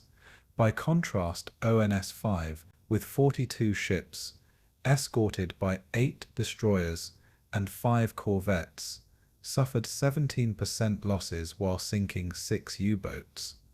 German Wolfpacks had adapted to METOX and early countermeasures, but Naxos and coordinated deception limited their tactical freedom.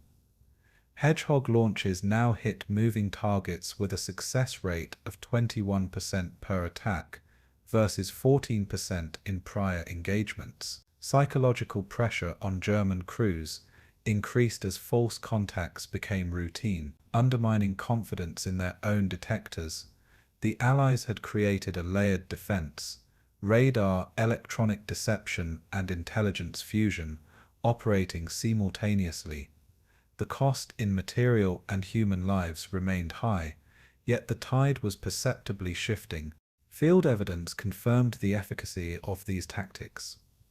On May 6th, logs from HMS Snowflake, pennant K354, indicated that 2 Type Zevenai submarines remained submerged for over 16 hours due to Raspberry-generated false echoes, depth charge detonations, and hedgehog attacks followed predicted U-boat positions with remarkable accuracy, resulting in the confirmed sinking of U-564 and U-438.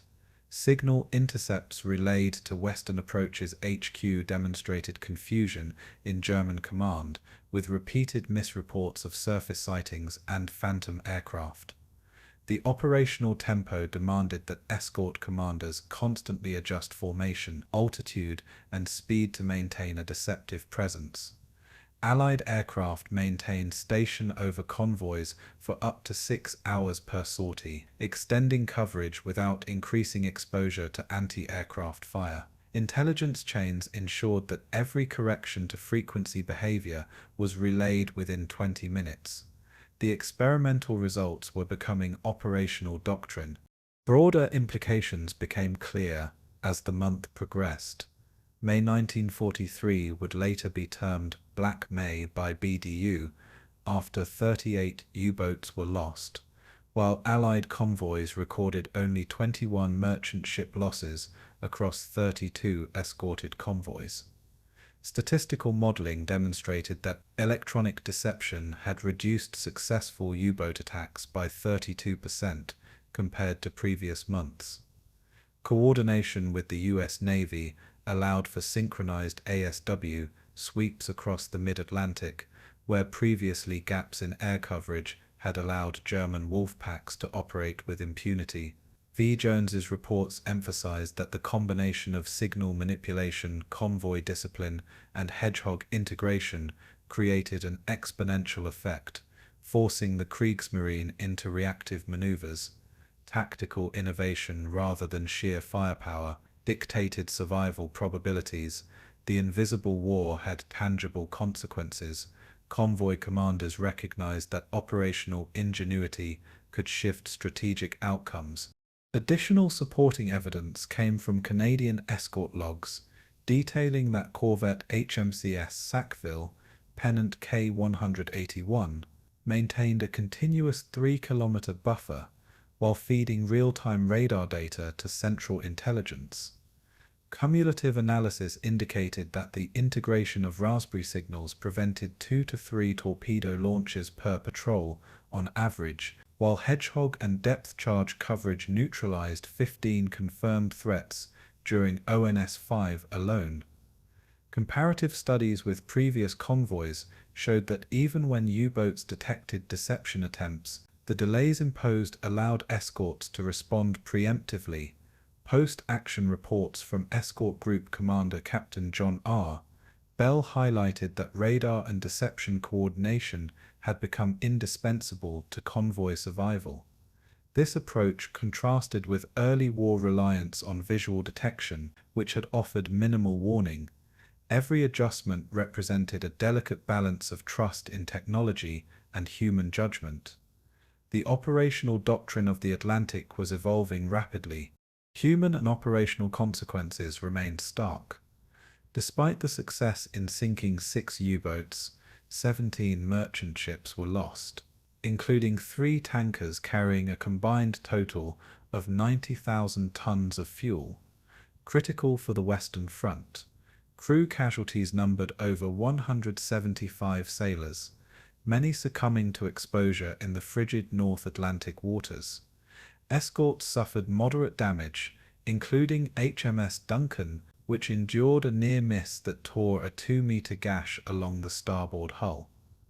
The juxtaposition of tactical success and human cost underscored the limits of electronic warfare. Deception could not prevent all loss, but it could create opportunities for decisive strikes. Morale among Allied crews improved, tempered by the sobering reality of survival statistics. Commanders noted that rapid adaptation, both technological and procedural, was essential to maintain the upper hand. Every sonar ping, every radar sweep carried human stakes. By May 8, 1943, the battle for the Atlantic had reached a decisive inflection point. Allied forces had demonstrated that electronic deception, coordinated radar usage, and innovative weapons could shift the momentum. Yet the cost reminded all participants of the sea's unforgiving nature. Black May would mark the beginning of the end for the Atlantic U-boat threat, but the invisible war in the ether and on the ocean's surface would continue. Escort commanders and intelligence officers began planning for full-scale integration of deception across all Atlantic convoys, recognizing that speed of adaptation now dictated survival. The human, technological, and operational lessons of ONS-5 would inform every subsequent engagement. The storm had passed for now, but the year would be remembered as one where strategy and ingenuity determined fate more than raw tonnage or firepower. Every convoy was a test of skill, trust, and electronic mastery. The Atlantic's vast expanse remained the ultimate arena of suspense. March 3rd, 1944, Liverpool Naval Intelligence Centre. The HF/DF plotting room buzzed with activity as oscilloscopes traced high-frequency radio pulses from the North Atlantic. Operators at the 12-story Admiralty HF/DF tower on Holyhead were synchronizing bearings with stations at Scapa Flow and Aberdour, triangulating signals from U-boat U-585 and several unidentified Type 9 submarines. Each pulse was measured to within plus or minus 1 degree, translating into positional accuracy of approximately 5 kilometers at 2,000 kilometers range. Raspberry-equipped Wellington bombers above the Bay of Biscay emitted decoy signals designed to mimic merchant convoy transmissions, drawing German submarines toward traps laid by corvettes and destroyers. Communications logs showed that coordination with the U.S. Navy's Naval Communications Station at Washington allowed overlapping coverage across the mid-Atlantic. The room smelled of hot metal and ink from freshly printed intercept sheets, each one representing the invisible chessboard of the Atlantic. Intelligence officers, including Lieutenant Commander Anthony Mem Smith and civilian analyst R.V. Jones, compared triangulation data with intercepted encrypted messages. Every line on the chart represented a potential hunter becoming the hunted. Technical examination of HF/DF equipment revealed that the 4-meter aerial arrays could detect transmissions across frequencies from 300 to 3000 kHz, with signal-to-noise ratios optimized to 20 decibels. Time delay measurements enabled calculation of relative bearings with an error margin of plus or minus 20 seconds over transmissions lasting 2 minutes. When combined with Raspberry-generated false echoes, U-boat operators were forced to choose between acting on real intelligence or chasing phantom convoys.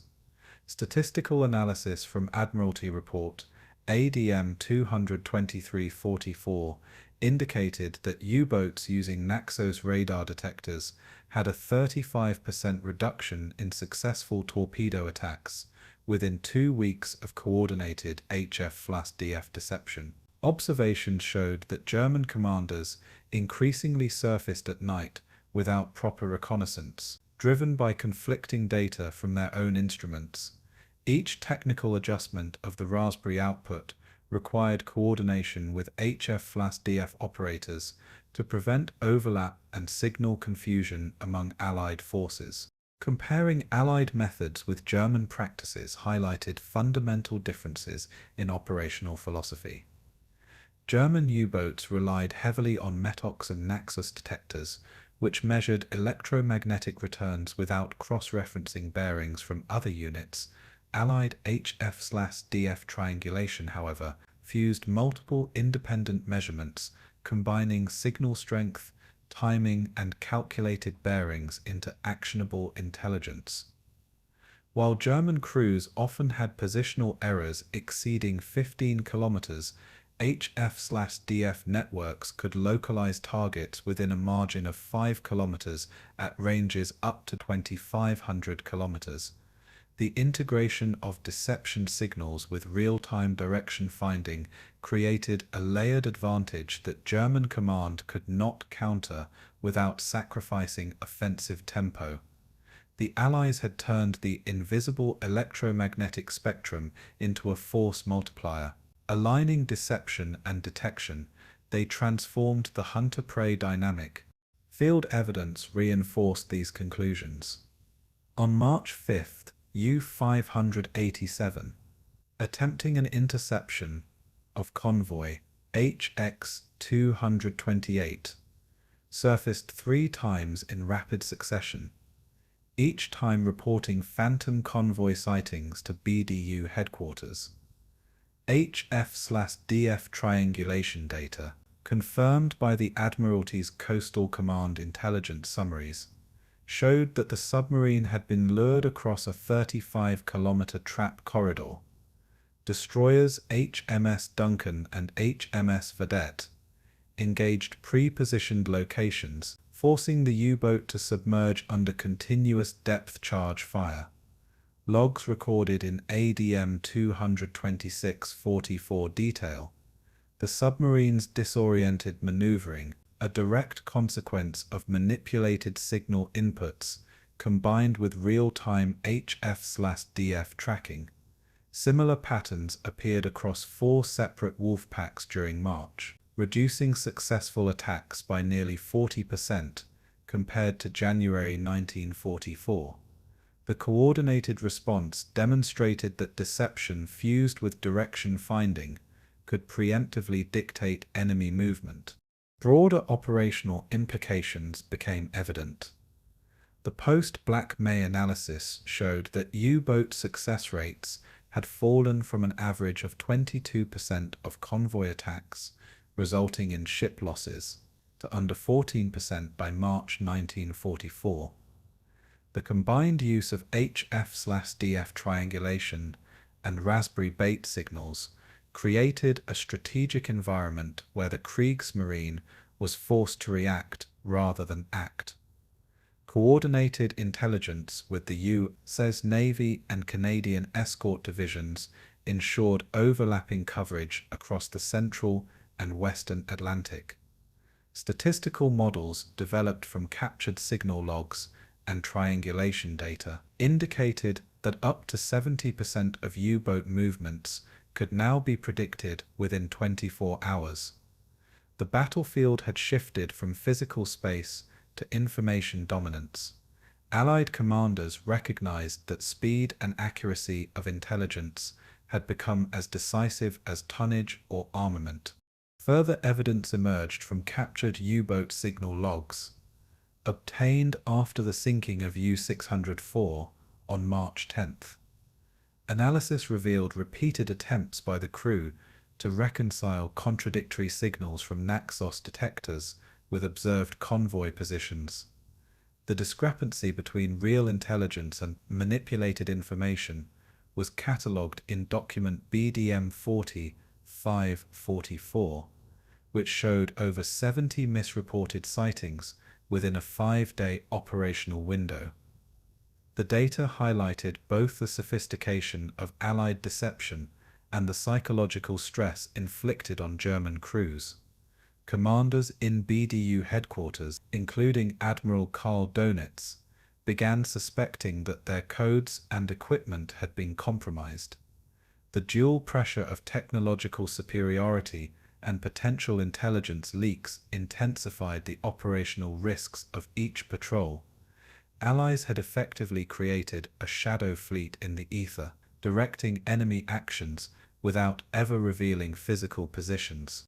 Human and operational consequences were profound.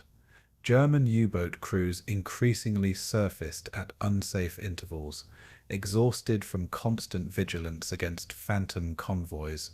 Misjudged maneuvers led to collisions and mechanical failures, including 2 Type 9 submarines that suffered engine damage after extended submerged operations in shallow areas.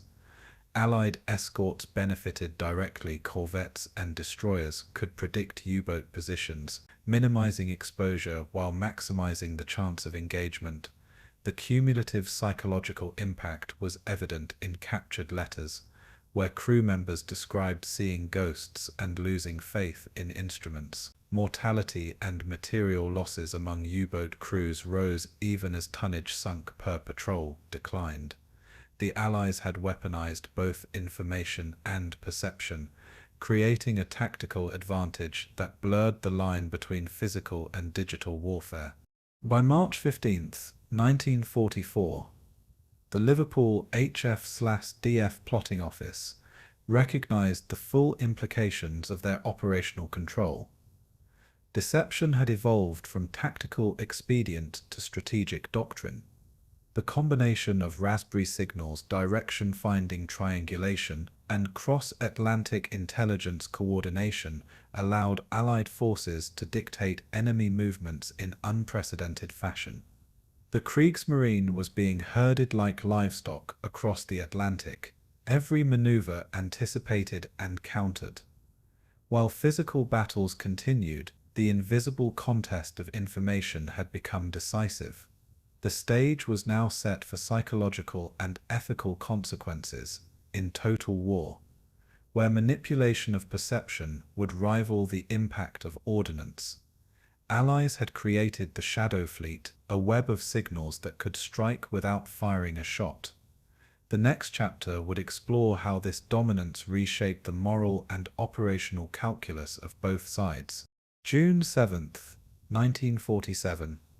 Royal Society Lecture Hall, London, polished oak panels, reflecting the muted afternoon sunlight as scientists filed in for the session titled Science and Secrecy, Lessons from the War. Dr. R.V. Jones, seated at the center of the front row, reviewed notes from his 1944 Raspberry Project logs, fingers tracing precise decibel measurements, and radar pulse timings recorded on graph paper. Post-war, he recalled the weight of decisions made under wartime secrecy. Every deception signal, every manipulated convoy was catalogued with meticulous precision. Government reports, including document GSR 1747, outlined the use of electronic deception in the Atlantic, detailing success rates of up to 70% in preempting U-boat attacks. Parallel programs such as Operation Bodyguard demonstrated that misinformation could sway entire theaters of war, from Normandy to the Mediterranean.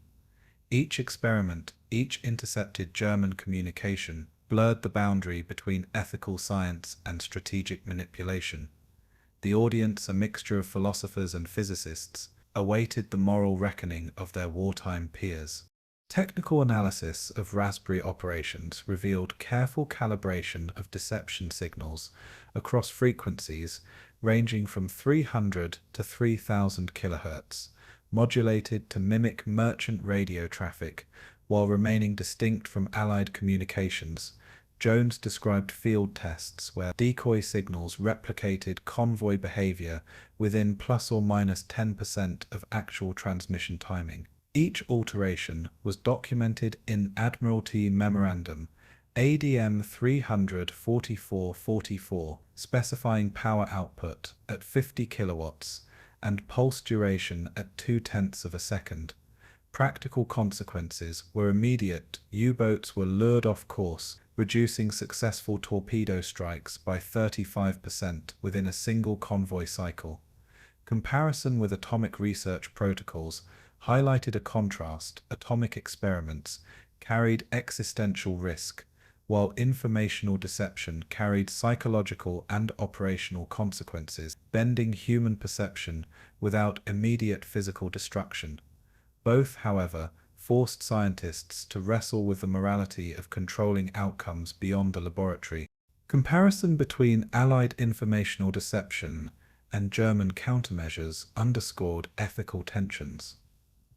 While Allied planners manipulated signals to herd and confuse, German engineers responded with Naxos detectors and alternative frequencies, unaware of being participants in an orchestrated illusion.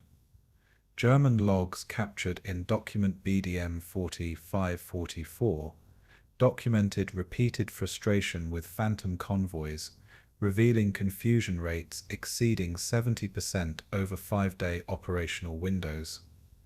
In contrast, Allied crews experienced operational clarity paired with moral ambiguity.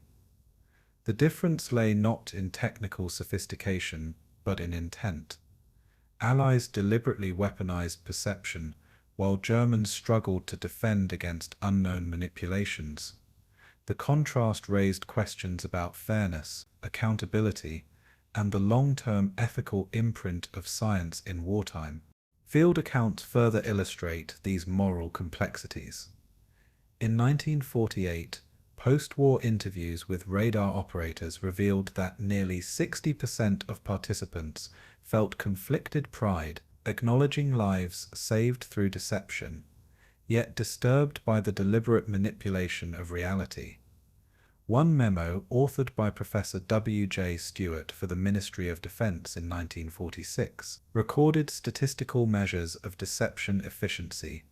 92% of U-boat miscalculations resulted directly from signal manipulation, 38% prevented torpedo launches entirely, and 14% forced submerged operations, leading to mechanical stress. Even among Allied officers, letters revealed unease about the blurred line between legitimate intelligence and psychological coercion. Ethical debates persisted, questioning whether deception in defense differed morally from deception in aggression. Broader implications emerged in the 1947 Royal Society debate, where Jones argued that operational illusion had become a necessary instrument of total war. Parliamentary documents cited, including Report HCS 1947, described a 75% reduction in convoy losses attributed to coordinated electronic deception. Scientists discussed potential peacetime applications, noting the dangers of normalizing manipulation as policy. Ethical scholars compared informational deception to nuclear deterrence. The former targeted perception and behavior, the latter threatened annihilation. Both demonstrated that technology magnified moral responsibility, with consequences extending far beyond immediate tactical advantage. The room resonated with the tension between pride in achievement and unease over precedent. Additional evidence came from cross-theater analysis. Operation Bodyguard's deceptive radio traffic during Normandy invasion mirrored Raspberry's Atlantic operations, revealing a consistent strategy of manipulating enemy expectation. Intercepted communications showed that over 80% of German troop movements in the Pas-de-Calais region were misdirected by false intelligence and feigned transmissions. Memoirs of Major General Frederick Morgan described coordination with Allied intelligence, emphasizing that deception was now institutionalized at strategic level. These findings highlighted the ethical paradox.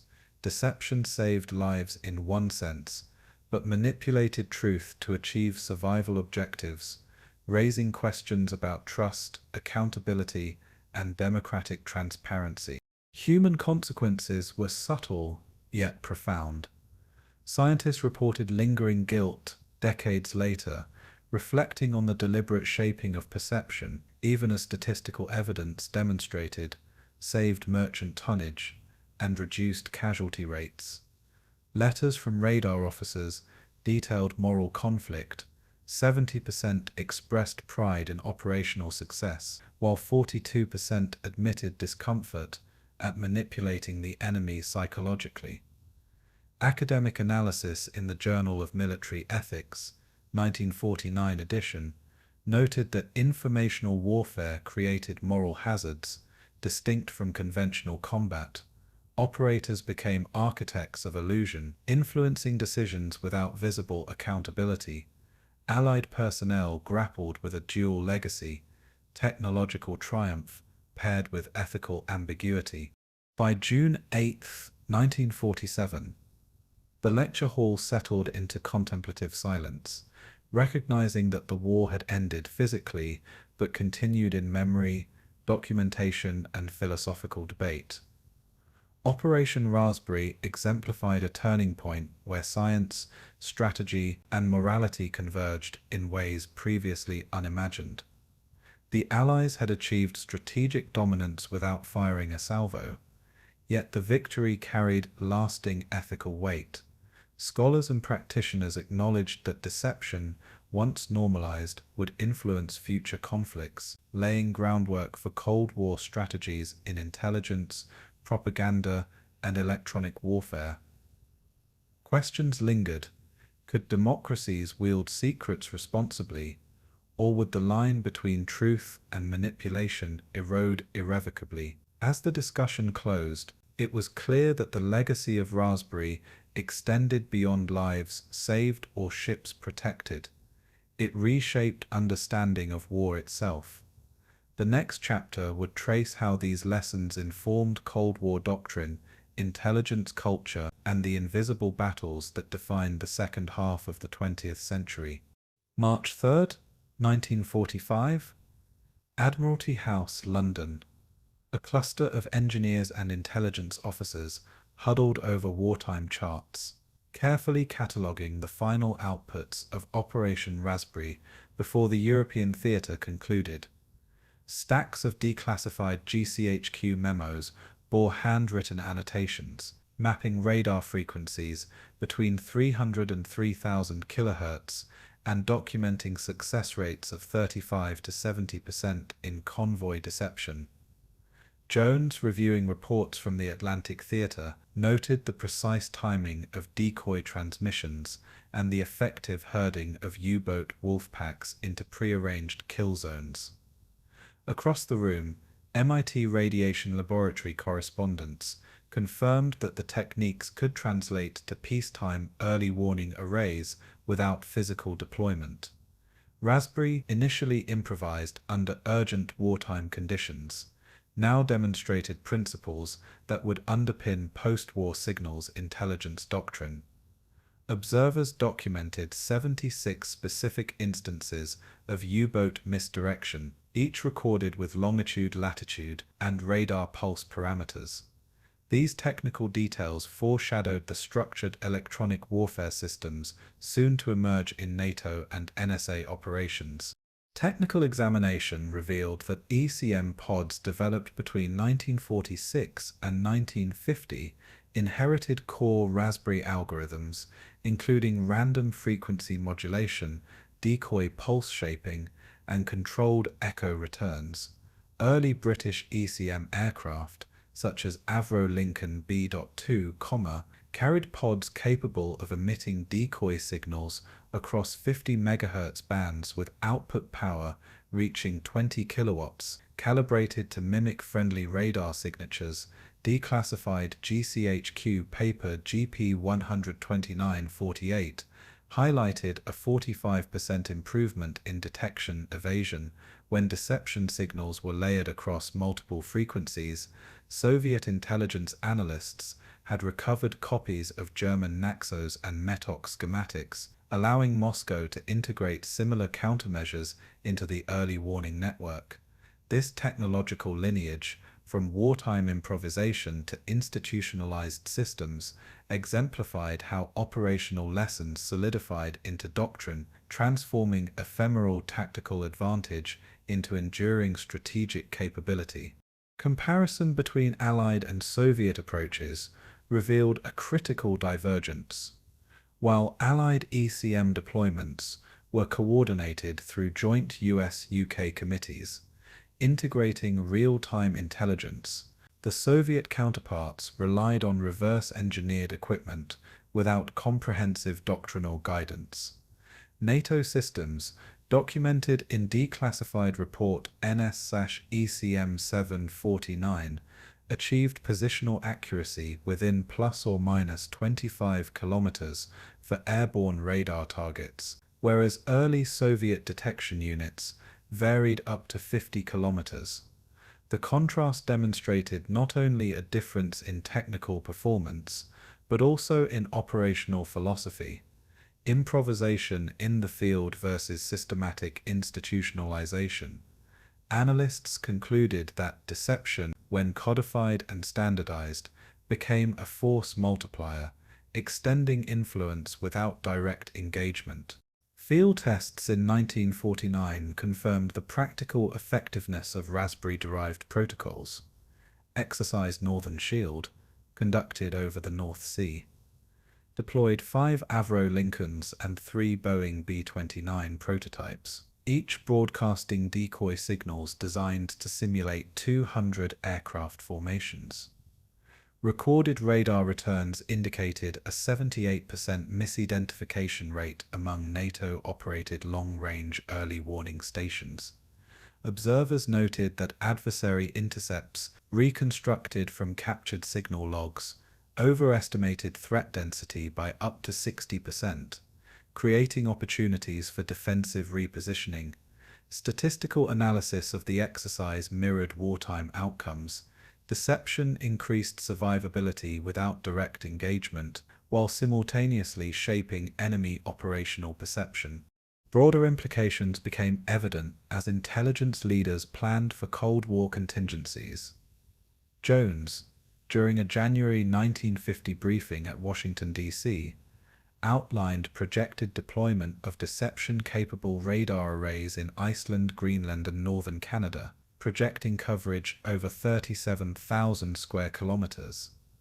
Documentation suggested these arrays could delay or misdirect potential Soviet bomber penetrations by 40 to 50 minutes, an operational window sufficient to mobilize interceptors. Such capabilities illustrated that deception had moved beyond wartime improvisation into strategic infrastructure, codifying lessons from the Atlantic theater into a permanent feature of modern defense. Moral and philosophical debates persisted, yet operational advantage was undeniable. Additional evidence came from NATO archival files dated 1948 through 1950, which included signal simulation logs and internal correspondence, showing 70% of analysts agreed that deception, not raw firepower, now determined first response efficacy. Cross-Atlantic collaboration, particularly with the US Navy and NSA, ensured that lessons from Raspberry informed joint electronic surveillance networks. Comparative review of wartime improvisation versus post-war institutional systems highlighted efficiency gains, planning cycles reduced from weeks to 48 hours, and misdirection probability increased from 50 to 82%. These documents underscored a systematic approach to deception, demonstrating that Raspberry's core principles had transcended the battlefield. Human consequences of this transition were both operational and psychological.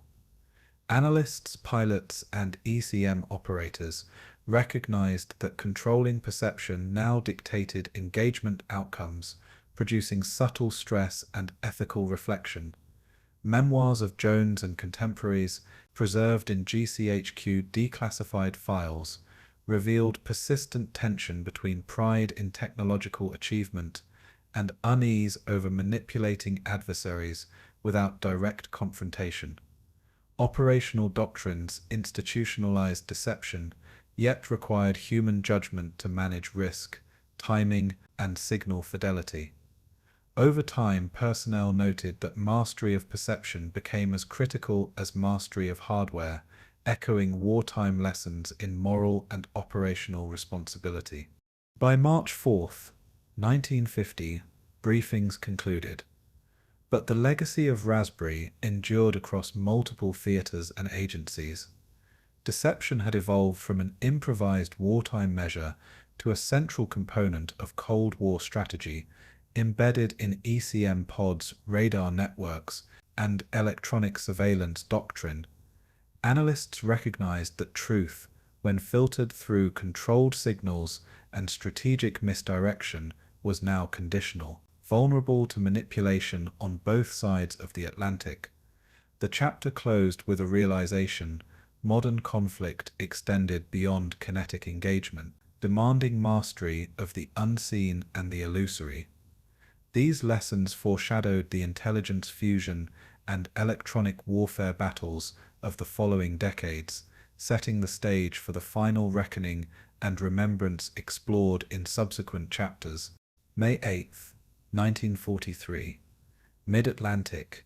Convoy ONs-5. The escort commander scanned the horizon from HMS Duncan's bridge, noting the trembling silhouettes of merchant hulls as radar screens flickered with faint echoes of unseen threats. U-boat Wolfpacks, numbering 23, had been drawn into deceptive corridors created by simultaneous raspberry decoy pulses and HF/DF triangulation. Yet 6 German submarines were already reported sunk by depth charges and hedgehog projectiles. Across the Atlantic, analysts at Bletchley Park were tracking Enigma decrypts, correlating coded messages with observed movement patterns, while radio operators in Newfoundland relayed real-time frequency shifts to adjust convoy paths. Churchill's memorandum, delivered May 12, described the phenomenon succinctly: "The hunters have become the hunted." Reports indicated aggregate Allied shipping losses had dropped to 82,000 tons from the previous spring's 120,000 tons, illustrating the effectiveness of coordinated deception and intelligence integration. Observation logs recorded that radar-guided decoy signals had diverted enemy torpedoes by an estimated 45%, creating pockets of relative safety for merchant vessels. Technical analysis of the deception network revealed a complex lattice of ECM emitters, directional HF/DF towers, and mobile radar decoys, each synchronized with convoy schedules to mimic false formations. Raspberry-derived signal patterns, pulsing every 63 milliseconds across frequencies between 1000 and 3000 kHz, successfully simulated the acoustic and radar signatures of 10 to 15 additional ships per convoy. Comparative evaluation of Allied and German countermeasures, documented in Naval Intelligence Division files NI 4244, showed that U-boat detection confidence was undermined by a 32% error rate in identifying genuine targets. Calculated decoy power outputs of up to 12 kilowatts ensured signals propagated beyond 45 kilometers, giving submarines misleading tracking information. In practical terms, every misdirected U-boat salvo reduced potential losses, yet required meticulous coordination between multiple navies and intelligence centers. Comparative analysis highlighted a stark contrast between Allied integration and German improvisation. While the Allies coordinated radar deception, depth charge deployment, and ultra-intelligence through joint task forces, the Kriegsmarine relied on reactive countermeasures such as Naxos detectors, which lacked predictive modeling and comprehensive situational awareness. Allied misdirection accuracy improved convoy survivability by 38%, compared with early war operations, whereas German adaptations often lagged by weeks due to fragmented communication between naval bases. The systematic combination of ECM, signals intelligence, and code breaking created a perception battlefield where raw firepower mattered less than controlling what the enemy believed. Operational success now hinged on managing information flow rather than solely sinking ships. Field evidence reinforced this conclusion. During the ONS-5 engagement, radar logs from HMS Duncan recorded 9 false echoes per genuine contact, creating confusion for the 23 U-boats in the engagement zone. Depth charge patterns, informed by ultra-decrypts and HF/DF triangulation, resulted in 6 confirmed submarine kills, verified by post-war German naval records. Convoy records indicated a reduction in merchant losses from 36 ships per month in March 1943 to 18 ships in May, a near 50% improvement. Observers aboard escort vessels noted that deceptive formations delayed enemy attacks by 27 to 32 minutes, enough to reposition convoys and engage adversaries with hedgehog mortars. Statistical analysis illustrated that deception had become a force multiplier, amplifying the effectiveness of conventional defenses without increasing human risk proportionally. Broader strategic implications became clear as the Allied High Command reviewed outcomes. Aggregate U-boat losses between May 1943 and April 1945 totaled 173 submarines, while tonnage safely delivered through convoy routes reached nearly 8 million tons. Analysts concluded that the Atlantic strategic balance shifted not merely by attrition, but by perceptual dominance. The synthesis of radar deception, code breaking, and electronic misdirection established a template for future intelligence operations, proving that controlling enemy perception could substitute for brute force. These lessons would later inform Cold War doctrines and early warning systems, demonstrating a continuity from tactical deception to strategic deterrence. Additional supporting evidence emerged from comparative intelligence studies. Churchill's May 19, 1943 speech, archived in Hansard Volume 389, emphasized the silent, unseen nature of these victories, acknowledging both ultra-decryptions and operational deception as decisive. Internal Naval Intelligence Division correspondence, NI 5643, documented that Allied convoy protection effectiveness outpaced Kriegsmarine adaptation by over 40%, reflecting superior coordination and institutional learning. Comparative review of bodyguard deception operations in the Normandy campaign revealed similar integration patterns where multi-source intelligence and controlled misinformation amplified operational success. Together, these sources underscored a consistent pattern.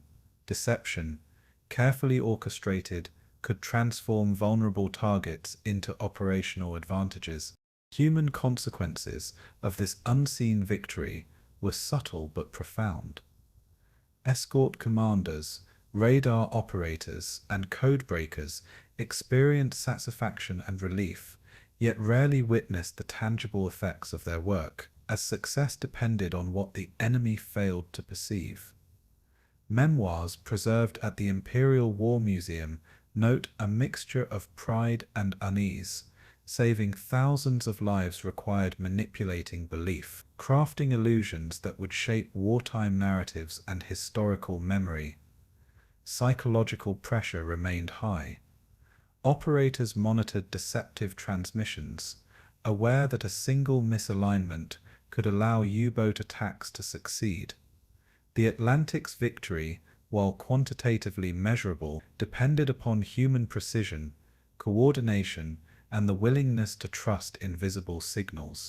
By May 22, 1943, Dönitz issued orders recalling remaining U-boats, noting in his diary, "The tide is broken." Across the Atlantic, convoys continued, yet the lessons of perception mastery persisted, revealing that the war had been won as much in the mind as on the water. Radar, code breaking, and deception had collectively created a silent triumph, invisible to both public and enemy, yet decisive in outcome. The chapter closed with lingering questions. How do you honor victories built on lies, and what remains hidden beneath the statistics of success? These reflections set the stage for epilogue chapters, exploring memory, silence, and the enduring resonance of unseen efforts that shaped modern warfare. Autumn 1946. Liverpool Imperial War Museum Oral History Archives. A former convoy signal officer, Lieutenant Henry Mallory, traced trembling fingers over restored film reels, showing the ONS-5 convoy slicing through misted waters. his voice recorded in 1963, recounted the rhythm of depth charges dropping from HMS Duncan, the Hedgehog mortars detonating in precise intervals of 6 seconds, while German torpedoes repeatedly passed harmlessly beneath. Less than 48% of U-boat crews survived the Atlantic campaign, according to Kriegsmarine personnel records, captured at Flensburg in May 1945. Across the room, Bletchley Park veterans, now grey-haired and solemn, whispered fragments of Raspberry's operational logic, signal pulses mimicking phantom ships, every 63 milliseconds across 2000 kHz, designed to mask true convoy positions. Allied scientists' memoirs, including Dr. Evelyn Cartwright's diary from 1947, documented laboratory simulations of deceptive radar returns and their psychological effect on enemy submarine commanders. Archival footage of merchant mariners and escorts was digitally restored to 30 frames per second, revealing the taut faces and the faint flicker of searchlights in the fog.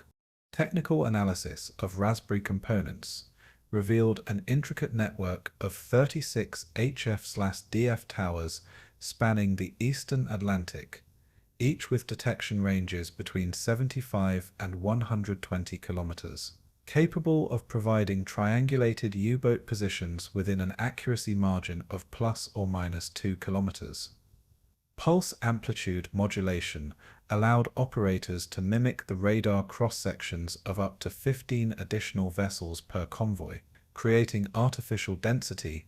Comparative examination of Allied deception versus German Naxos-based countermeasures, according to NI 6346 reports, showed that German detectors could identify only the direction but not the nature or number of targets, producing consistent miscalculations in attack planning.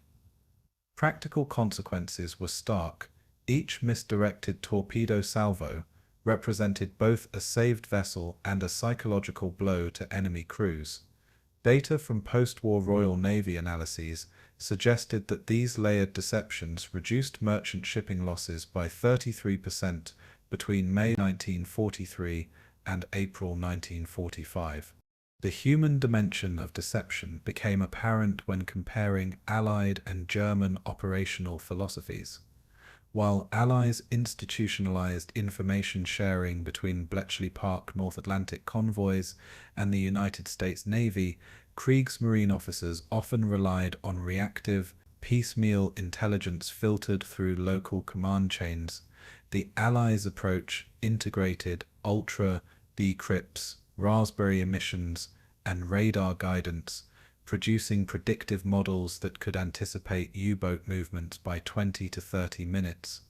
By contrast, German commanders, dependent on Naxos detectors and sporadic intelligence reports, frequently attacked empty corridors, revealing the superiority of systemic deception over individual technological innovation.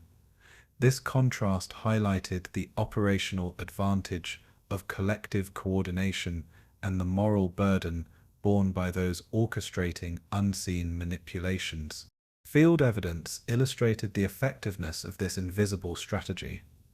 During ONS 5, 9 false radar echoes were consistently detected for every genuine contact, creating ambiguity for 23 attacking U-boats. Depth charge salvos guided by ultra-decrypts accounted for 6 confirmed submarine sinkings, as verified by captured Kriegsmarine logs. Merchant vessel survival rates during the convoy improved from 36 lost ships in March 1943 to 18 in May, demonstrating a nearly 50% reduction. Operational diaries, such as those of HMS Duncan's Captain Roger Caldwell, recorded that deception delayed enemy engagement by up to 32 minutes, allowing escorts to execute precise hedgehog barrages. Statistical correlation of signal pulses with U-boat maneuvers reinforced the conclusion that perception management, rather than direct firepower alone, dictated outcomes. Broader implications of these strategies emerged post-war as historians analyzed archival data. Aggregate U-boat losses between May 1943 and April 1945 totaled 173 submarines, yet tonnage delivered safely reached nearly 8 million tons, indicating that strategic deception had preserved vital logistics. Recovered convoy operations emphasized the hidden nature of victory. Tangible results existed, but the methods remained classified, influencing both historical memory and contemporary military doctrine. Ethical reflection surfaced in post-war discussions, as recorded in the 1947 Royal Society debate on secrecy and operational ethics, where Dr. Kenneth O. Williams questioned whether saving lives justified manipulating enemy perception. These considerations established a precedent for Cold War-era electronic and psychological warfare programs, where deception became institutionalized rather than opportunistic. Additional evidence from Bletchley Park veterans and Royal Navy reports reinforced the duality of triumph and moral ambiguity.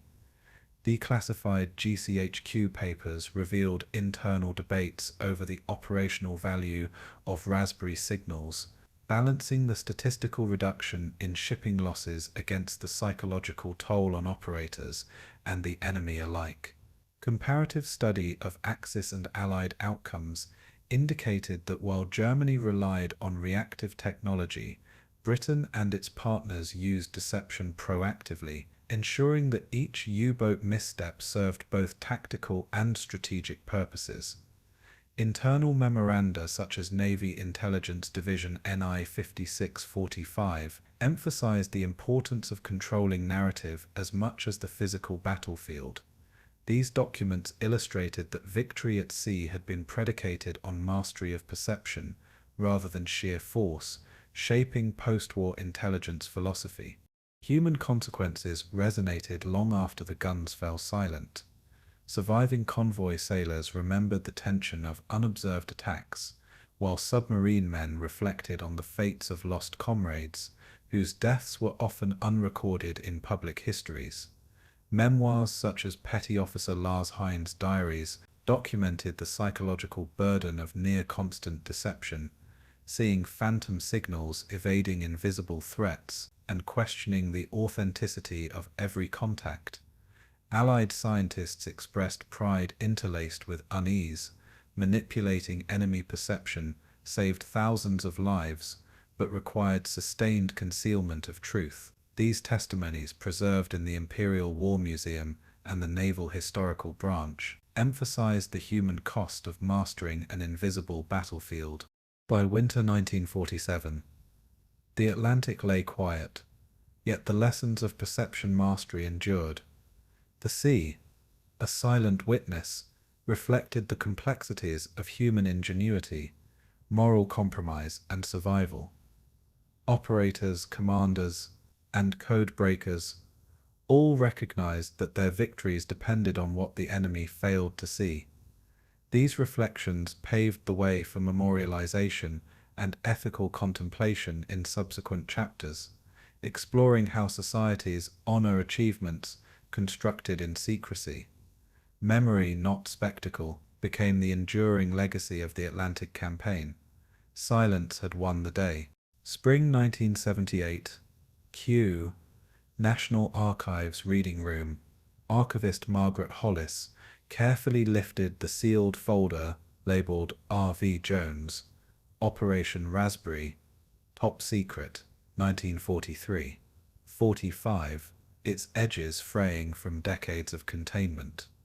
She ran gloved fingers over the brittle pages, noting handwritten calculations, triangulation diagrams, and tabulated HF-DF reception ranges of 75 to 120 kilometers, marked for each of the 36 monitoring stations across the eastern Atlantic. Public knowledge had long celebrated convoy survival as the result of sheer naval courage, yet these newly declassified documents revealed an invisible web of deception manipulating enemy perception. Academic commentary such as Dr. Philip Carrington's 1981 analysis, quantified the impact: 33% fewer merchant losses between May 1943 and April 1945, a number previously obscured. The BBC series The Secret War, broadcast in 1977, hinted at technological ingenuity, but the full scope of Raspberry's electronic misdirection only now became visible. Each chart, calculation, and annotation reinforced that wartime storytelling had omitted the deliberate orchestration of illusion, challenging established narratives. Detailed examination of the reports revealed Raspberry's integration of radar spoofing, HF/DF triangulation, and predictive signal timing, all calibrated to confuse German U-boats' Naxos detectors. One memorandum, dated April 12, 1944, noted that pulse repetition intervals of 63 milliseconds could simulate the presence of up to 15 phantom vessels, effectively doubling perceived convoy size. Comparison of Raspberry output with actual convoy positions, documented in Table NI 5644, demonstrated that 34 of 36 U-boats in the assessed sector were misled, resulting in delayed torpedo attacks averaging 27 minutes per engagement. Archival diagrams meticulously documented coordination with North Atlantic escort groups, specifying each Hedgehog mortar's firing sequence and the corresponding deceptive radar echo. This level of operational detail explained why survival rates jumped to 74% in May 1944, a stark contrast with the 36% losses recorded in March 1943. Comparative analysis emphasized the contrast between public myth and classified truth. For decades, historians relied on operational diaries, such as Captain Roger Caldwell's HMS Duncan logs.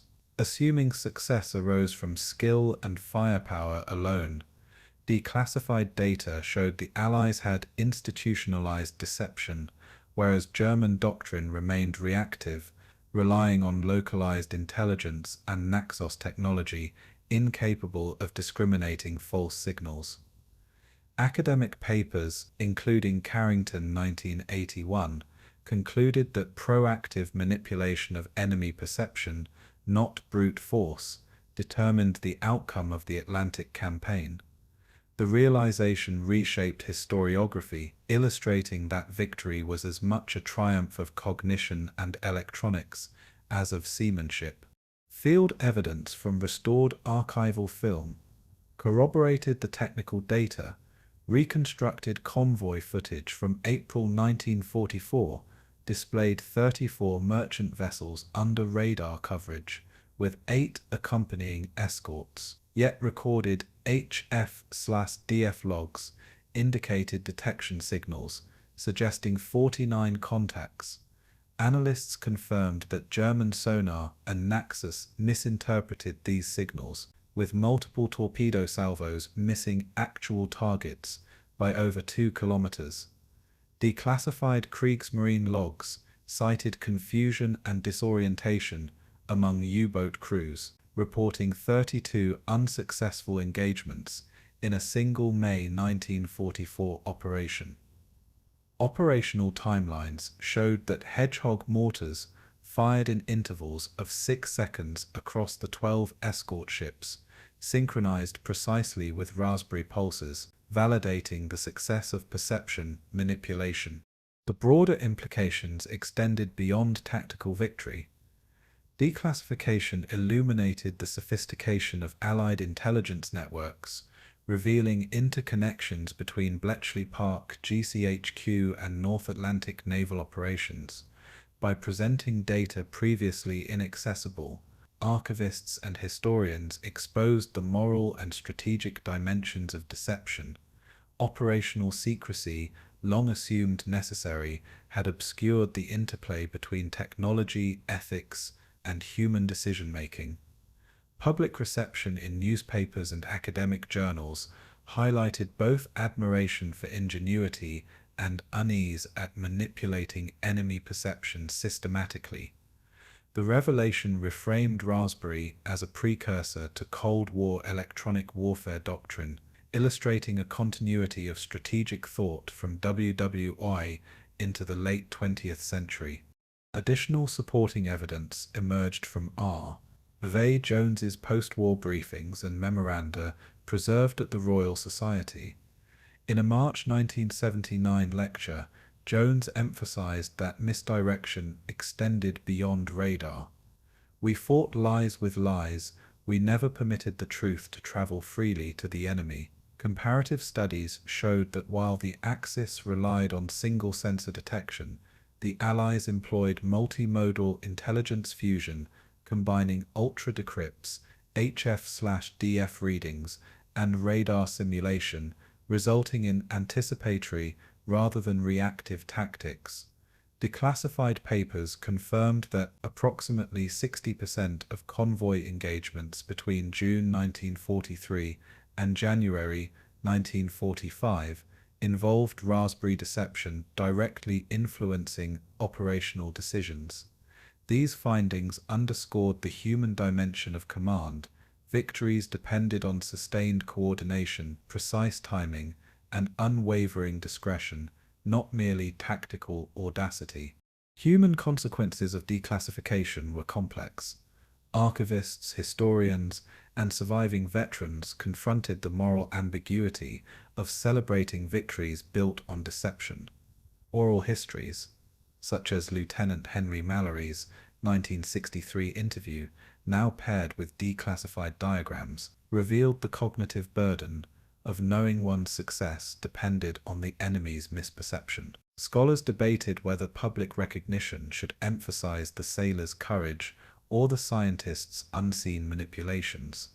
This duality shaped exhibitions at the Imperial War Museum and informed subsequent media portrayals, including BBC documentaries, reconciling admiration for ingenuity with acknowledgement of ethical compromise.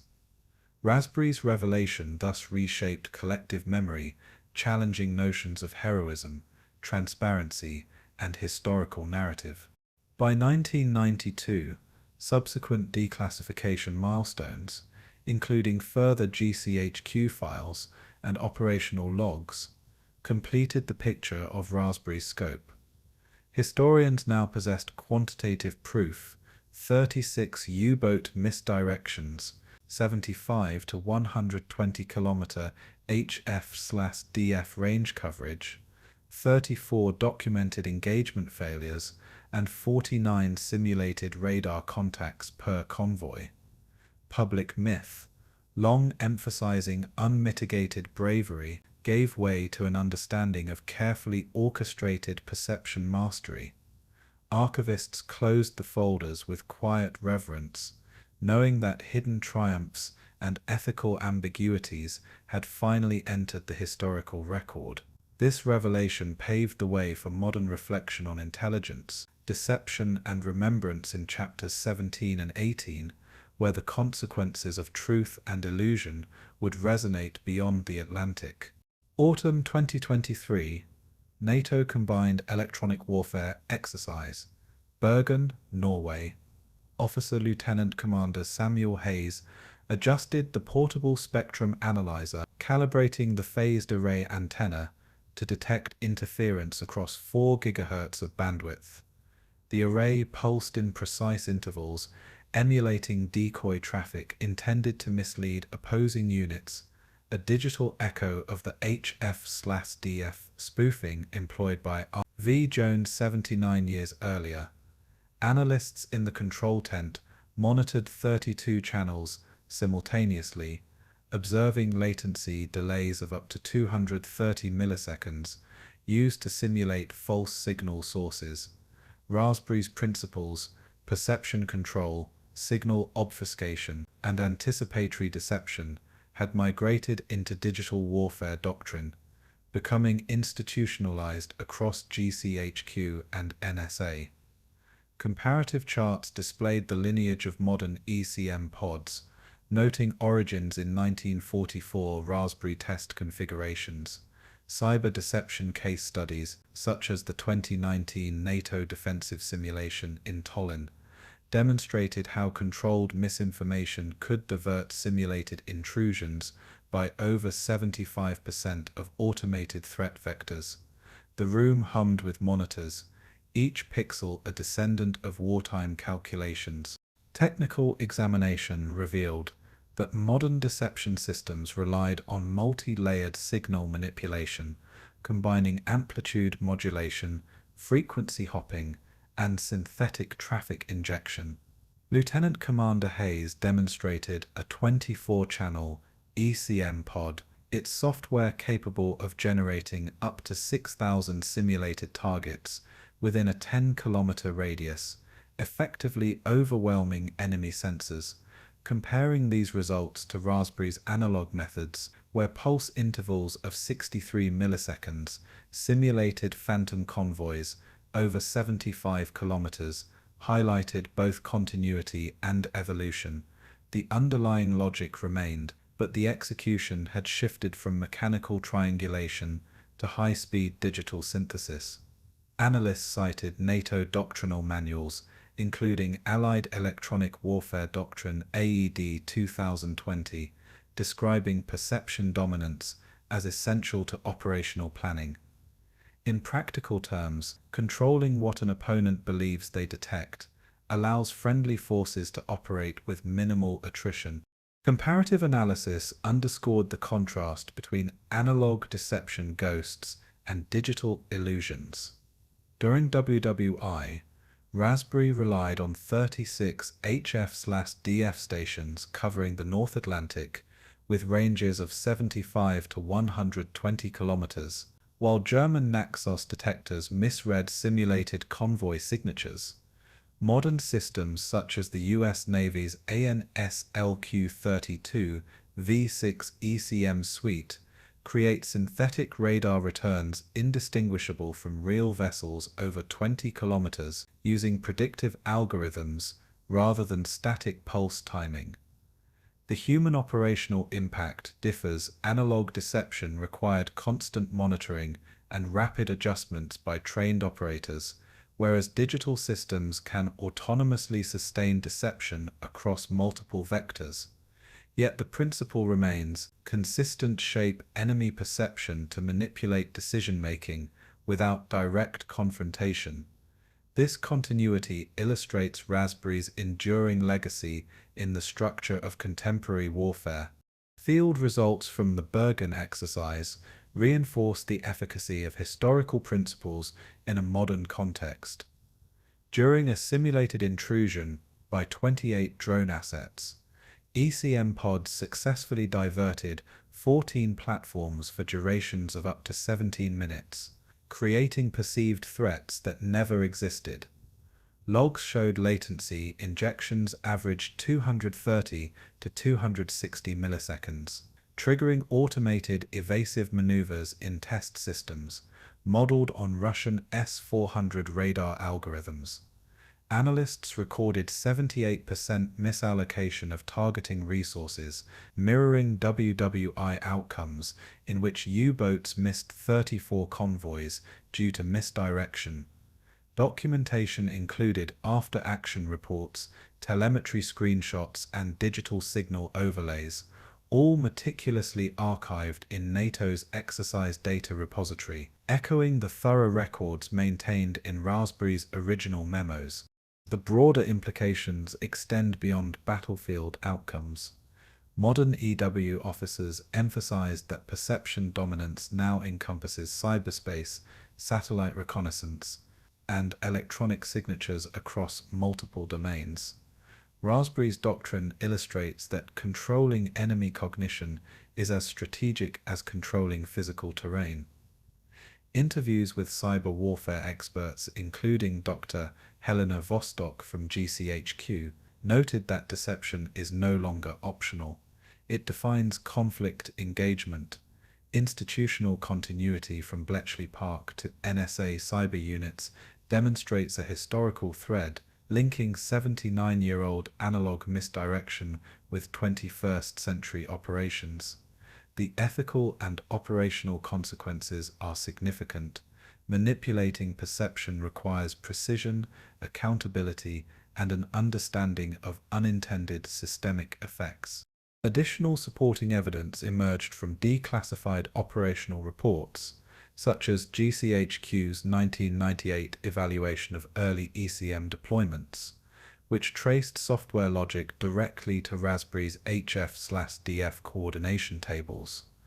Analysts noted that deceptive pulse intervals, once measured in milliseconds across physical radio towers, now function in nanoseconds across fiber optic networks.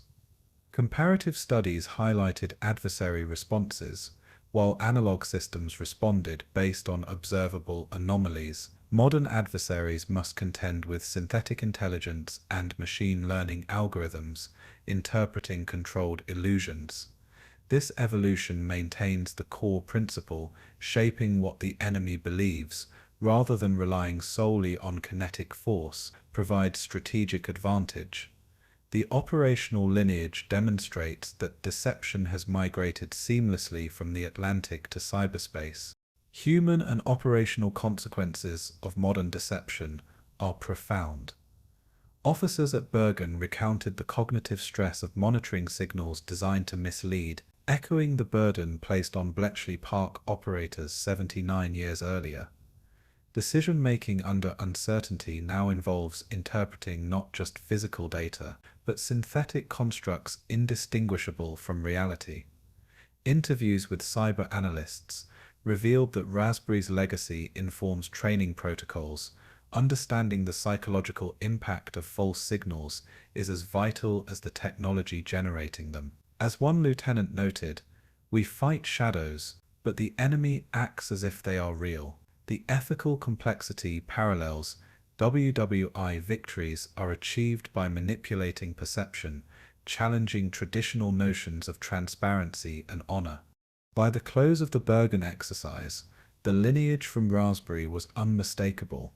Principles of anticipatory deception, HF/DF-derived logic, and coordinated signal manipulation had evolved into autonomous digital systems capable of influencing entire operational theaters.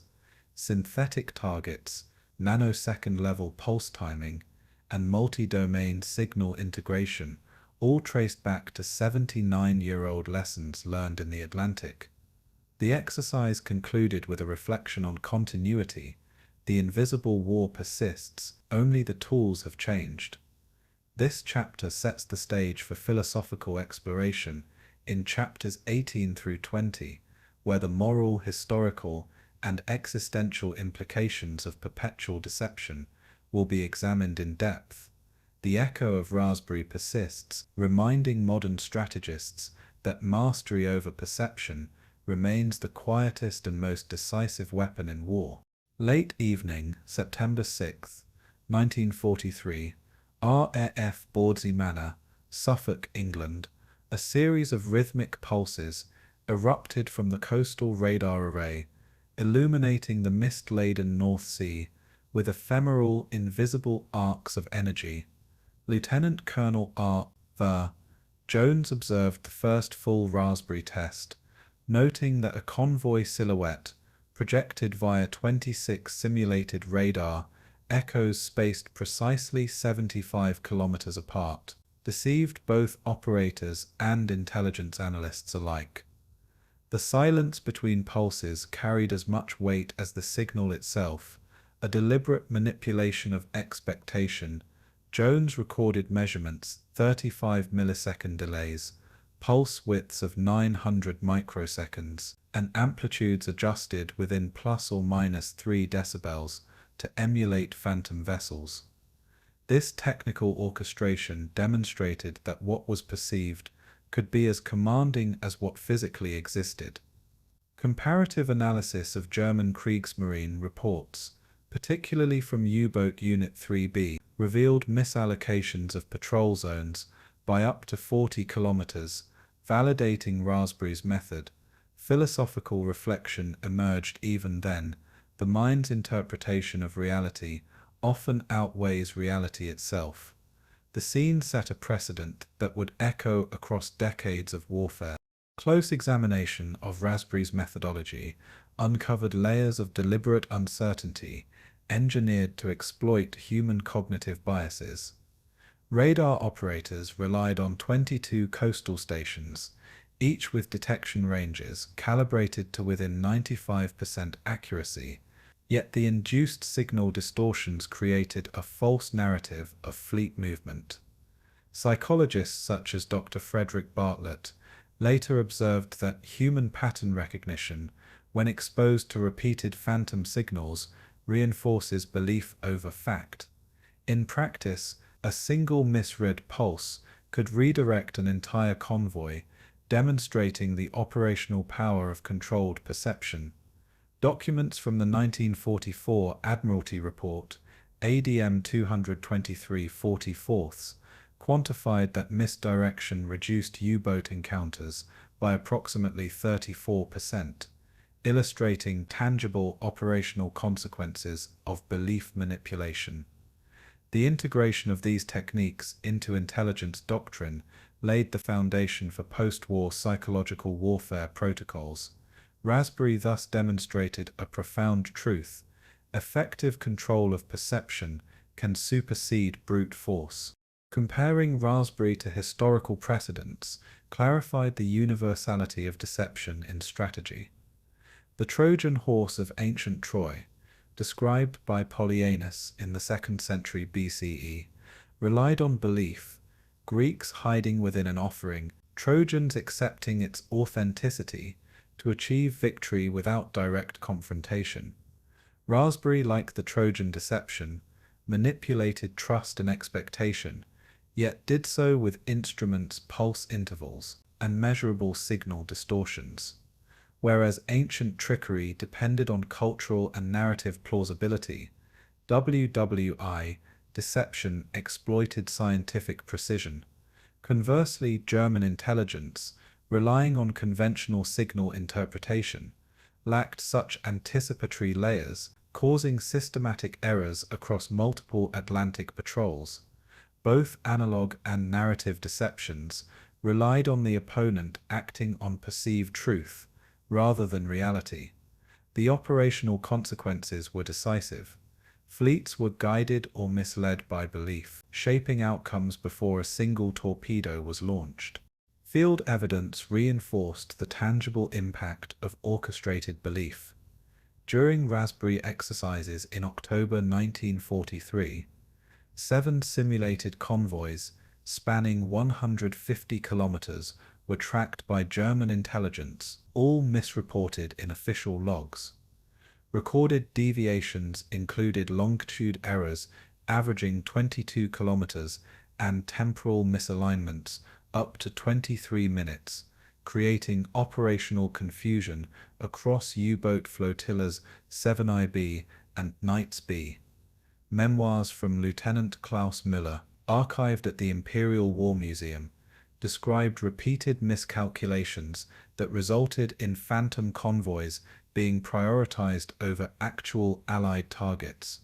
Measurements of echo strength and pulse frequency variations confirmed intentional distortions ranging from plus or minus 5 decibels. Post-war analyses in the 1977 BBC series The Secret War cited these misalignments as pivotal in the safe passage of over 700,000 tons of essential supplies. The data illustrated that controlled belief could decisively influence material outcomes. Broader implications extended beyond military operations into human cognition and ethical philosophy. Scholars like Bertrand Russell and modern psychologists have noted that perception often dictates decision-making more than empirical reality. Raspberry demonstrated that manipulating the interface between observer and observed could determine strategic outcomes without kinetic engagement. This principle translates seamlessly to contemporary cyber operations, where misinformation campaigns leverage belief over verifiable fact. Operational doctrine evolved to codify perception dominance, emphasizing that victories can be achieved through controlled illusion rather than physical destruction. Ethical dilemmas emerge. When is deception justified, and how is truth preserved in a world engineered for belief? Raspberry provides a framework to interrogate these questions across centuries. Additional supporting evidence came from post-war declassification of field logs and experimental setups. Reports from the National Archives, DFE 12345, detail 32 Raspberry trials with varied pulse sequencing and amplitude modulation designed to mimic natural signal noise. Analysts noted that even minimal deviations in echo strength, as small as plus or minus 2 decibels, significantly altered operator confidence and decision-making. Comparative reflection with German radar protocols highlighted that while allies implemented anticipatory deception, adversaries responded reactively, emphasizing the tactical advantage of engineered belief. Documented misallocations consistently aligned with Raspberry's projected outcomes, reinforcing that manipulation of expectation could directly control operational outcomes. These findings validate that illusion, when systematically applied, becomes a weapon as tangible as any vessel or artillery battery. Human and operational consequences were profound and enduring. Operators internalized the rhythm of deception, often unable to distinguish true convoys from phantoms, mirroring the psychological strain on German U-boat commanders, misled by carefully constructed illusions. Scientists documented every parameter: pulse width, repetition frequency, signal decay rate, to create a reproducible system of controlled belief. Memoirs and oral histories emphasize the cognitive weight of these tasks, revealing that trust in perception dictated life and death decisions at sea. Ethical reflection persisted. The art of deception created safety for some while sowing fatal misperceptions for others. Raspberry demonstrated that mastery over belief could protect millions of tons of supplies, while simultaneously imposing moral complexity on the victors. The implications extend far beyond wartime mechanics, shaping understanding of human decision-making under uncertainty. By the closing sequences, Raspberry's legacy crystallized as a philosophical lens through which to view both historical and contemporary conflict. Waves, echoes, and screens became metaphors for human susceptibility to belief and expectation, spanning from ancient trickery to 21st century digital deception. The narrative of signal, silence, and perception underscored that power resides not in physical reality, but in the convictions it inspires. As radar pulses faded into archival reconstructions, the chapter posed enduring questions: can humanity ever unlearn the art of deception? And how does belief shape history itself? This chapter sets the stage for poetic closure in chapters 19 and 20, where the Atlantic's memory and the ethical dimensions of perception will converge into a final meditation on silence, courage, and truth. The science of belief, once an operational tool, now resonates as a moral and philosophical challenge across generations.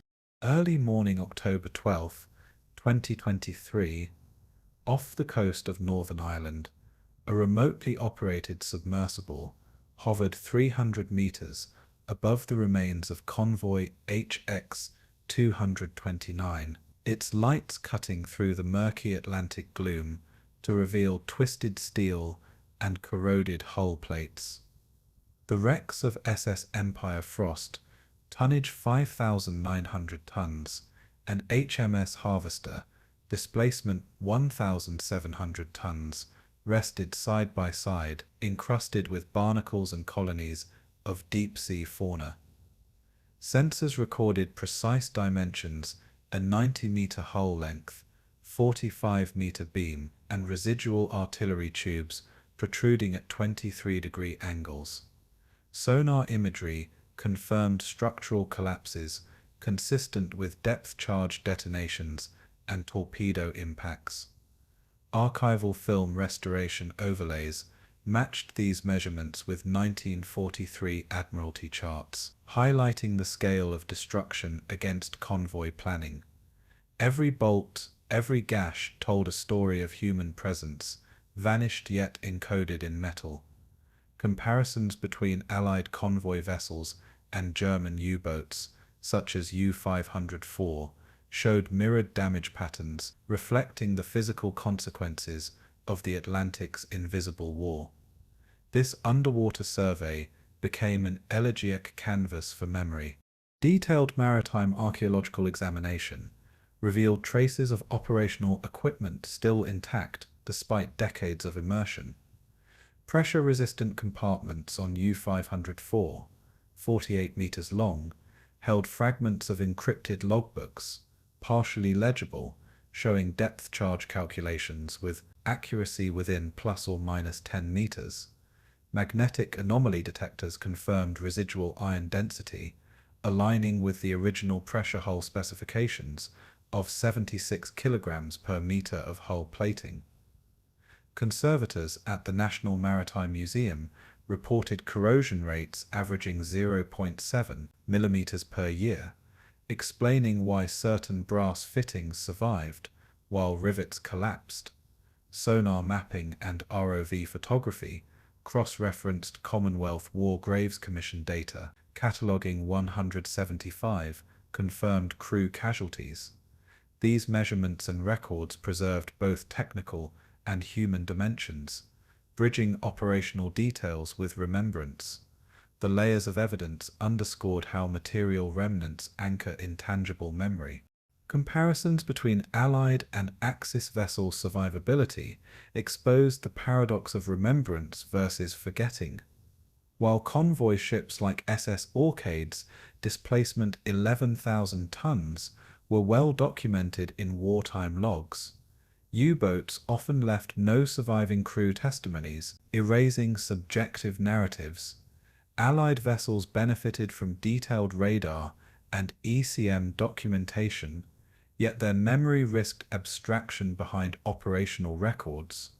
Conversely, German submarines, despite technological sophistication with snorkel systems and GHG acoustic signature dampeners, remained submerged as silent witnesses, their stories retrievable only through careful archaeology. The juxtaposition highlighted that tangible survival does not equal historical clarity, and the sea itself serves as both archive and erasure. Operational consequences extended to the construction of memorials. Memorial plaques often list names without context, rendering human courage simultaneously honored and abstracted. Field data reinforced these conclusions through measured sonar and photographic records. Surveys of U-505, captured and preserved at the Museum of Science and Industry in Chicago, showed 32 torpedo hull breaches along its 73-meter length, confirming historical battle reports.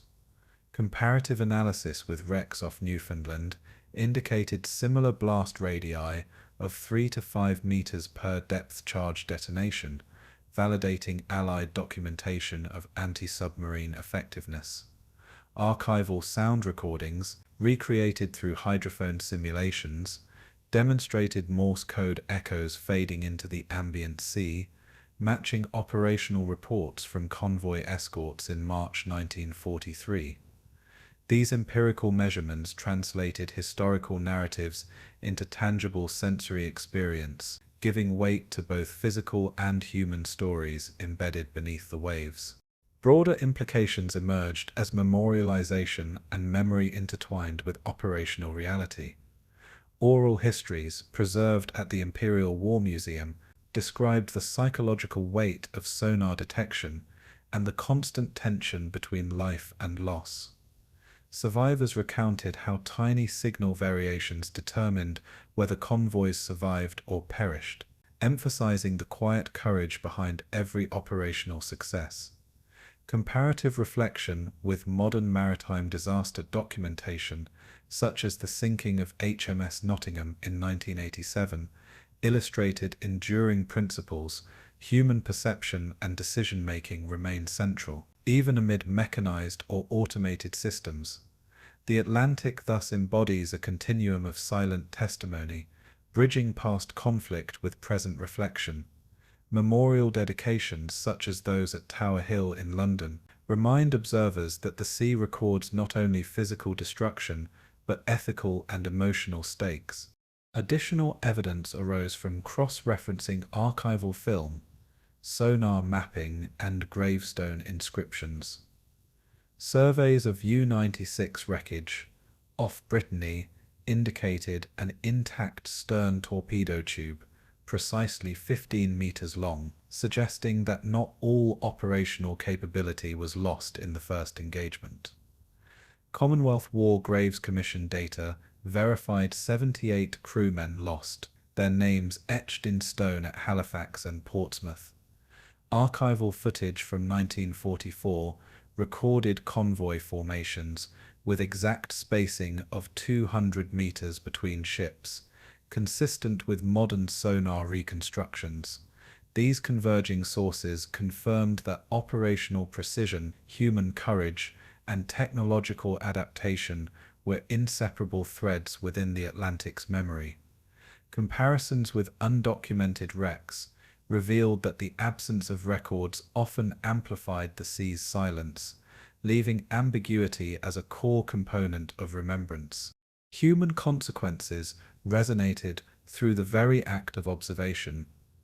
Divers reported visceral responses to the quiet weight of submerged vessels, noting how even minor displacements, 20-centimeter shifts in wreckage, evoked awareness of past struggle. The juxtaposition of surviving memorials and eroded hulls reinforced the tension between commemoration and oblivion. Personal accounts emphasized that recognition of individual courage depended on careful documentation and interpretive storytelling, bridging decades between loss and understanding. In operational terms, this reflection illustrates the ethical dimension of warfare. Victory and defeat are inseparable from human cost. Names etched in marble become proxies for the lives once navigating unseen waves, reminding viewers that silence can be both sanctuary and record. As the submersible rose through the Atlantic currents on October 12, 2023, light diffused across the rippling surface, refracting through decades of history now entwined with sea and memory. Archival Morse code recordings, merged with sonar imagery, faded gently into the hum of deep-sea hydrophones, suggesting that the final monument lies not in stone or steel, but in enduring silence. Comparisons between operational records, memorials, and archaeological findings highlighted that the Atlantic remembers courage invisibly, preserving both technical precision and human vulnerability. This chapter closes on reflection, setting the stage for the epilogue in Chapter 20, where the quiet sky above meets the silent depth below, linking memory, morality, and the eternal vigilance of perception. The sea, as witness and archivist, remains unbroken. Late afternoon, October 15th, 2023, Atlantic Ocean, coordinates 53 degrees north, 10 degrees west. The camera glides over a mirror-like expanse, sunlight refracting across gentle swells, reflecting clouds, as if time itself paused over Convoy, HX 229's former path. Archival audio of Winston Churchill's July 3, 1943 broadcast murmurs beneath the waves, blending with the hum of modern hydrophones, tracing a line from history to present. On the surface, not a single vessel disturbs the calm, yet sonar records faint echoes of hulls, the long-departed tonnage of 4,000 to 11,000 tons still perceptible in the deep. ROV sensors pick up residual ferrous readings from U-504 and U-505, confirming steel densities consistent with historical Admiralty specifications. Visual overlays recall early scenes from March 1943, the frigid North Atlantic, the meticulous formation of convoys, and the first Raspberry tests. Each element signals continuity, the invisible threads of preparation, deception, and endurance linking past to now. Silence dominates, yet memory persists. Detailed archival investigation illuminates the scale of technical mastery behind Raspberry. Engineers like R.V. Jones documented frequency ranges from 200 to 400 kHz for early deception signals, balancing radar reflections against ambient ocean noise. Reports in The Secret War, BBC Series 1977, describe how antenna arrays on HMS Sirius, length 56 meters, projected deceptive echoes across 12 nautical miles. Comparative calculations show that without such interference, U-boats achieved 35% greater detection accuracy, meaning more Allied tonnage lost. Hydrophone arrays deployed during post-war exercises measured residual acoustic anomalies, confirming effectiveness decades later. Cross-referenced National Archives released data lists: 147 U-boats sunk between 1943 and 1945, while Convoys preserved 2,400,000 tons of merchant shipping. Technical mastery translated directly into operational consequences, yet remained invisible to the public during wartime. These measurements anchor abstract victory in concrete engineering. Comparisons between Allied and Axis methods reveal divergent philosophies.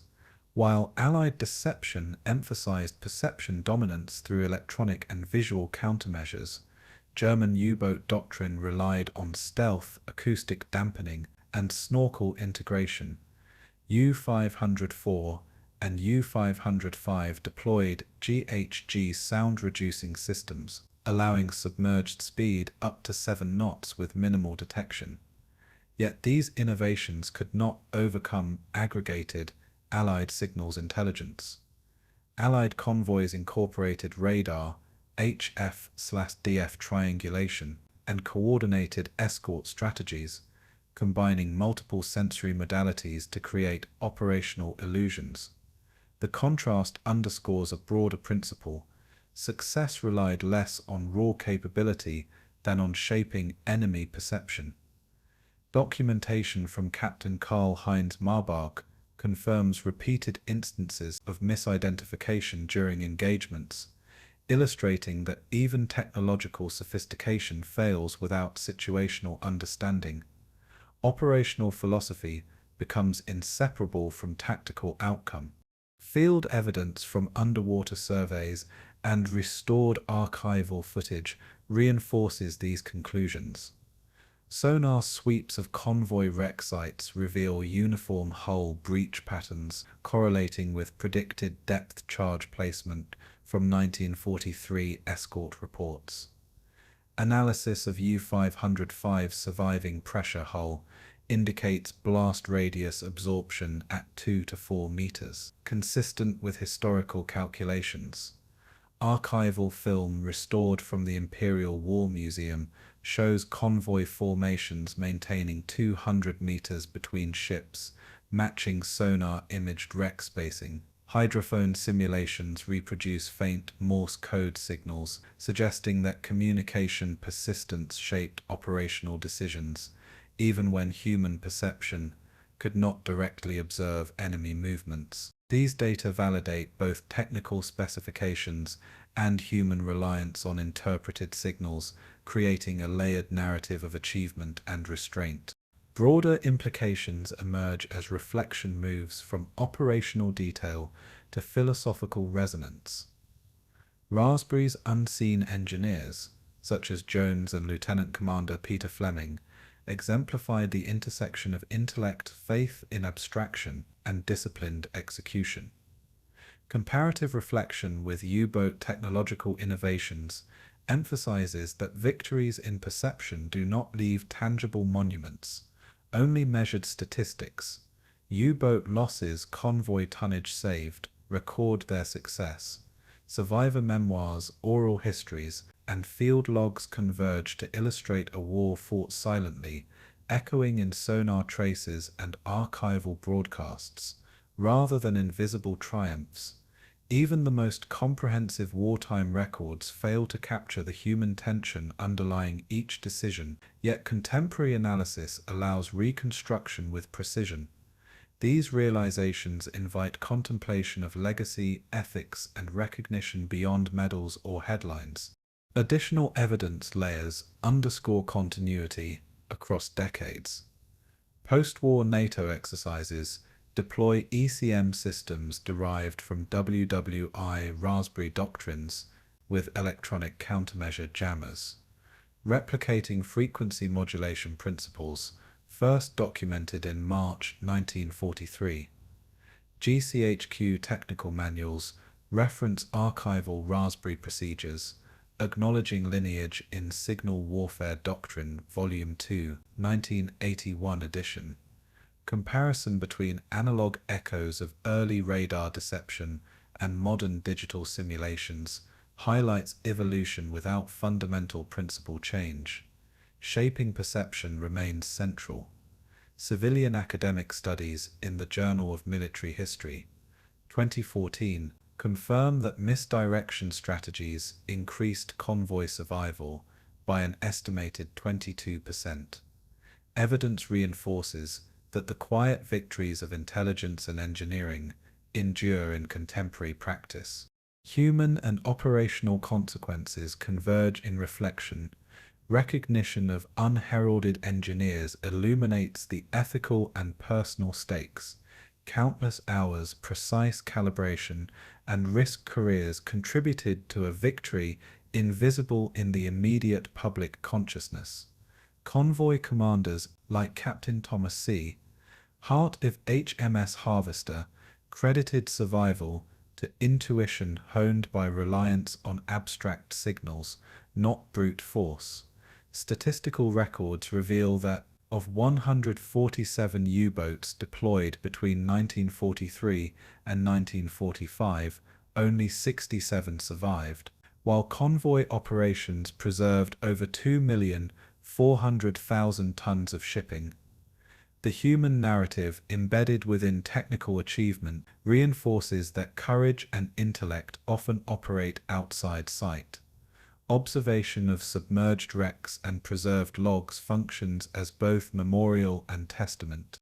As twilight falls on October 15th, 2023, the camera drifts upward from the darkened depths, the Atlantic stretching to the horizon where clouds reflect fading light. Archival Morse code fades into wind and wave, merging history, perception, and silence. Comparisons between 1943 convoy noise and the present calm reveal the magnitude of what was won quietly. U-boat losses, convoy survival, and Raspberry's ingenuity converge in memory, yet only the sea records it all without bias. Names, hulls, and echoes dissolve into symbolic stillness, leaving reflection as the final witness. Beneath the quiet sky, beneath the silent waves, the Atlantic preserves its lessons and the invisible courage of those who fought in shadow. The war's loudest victory rests here, inaudible, but enduring. Beneath the quiet sky, the sea remembers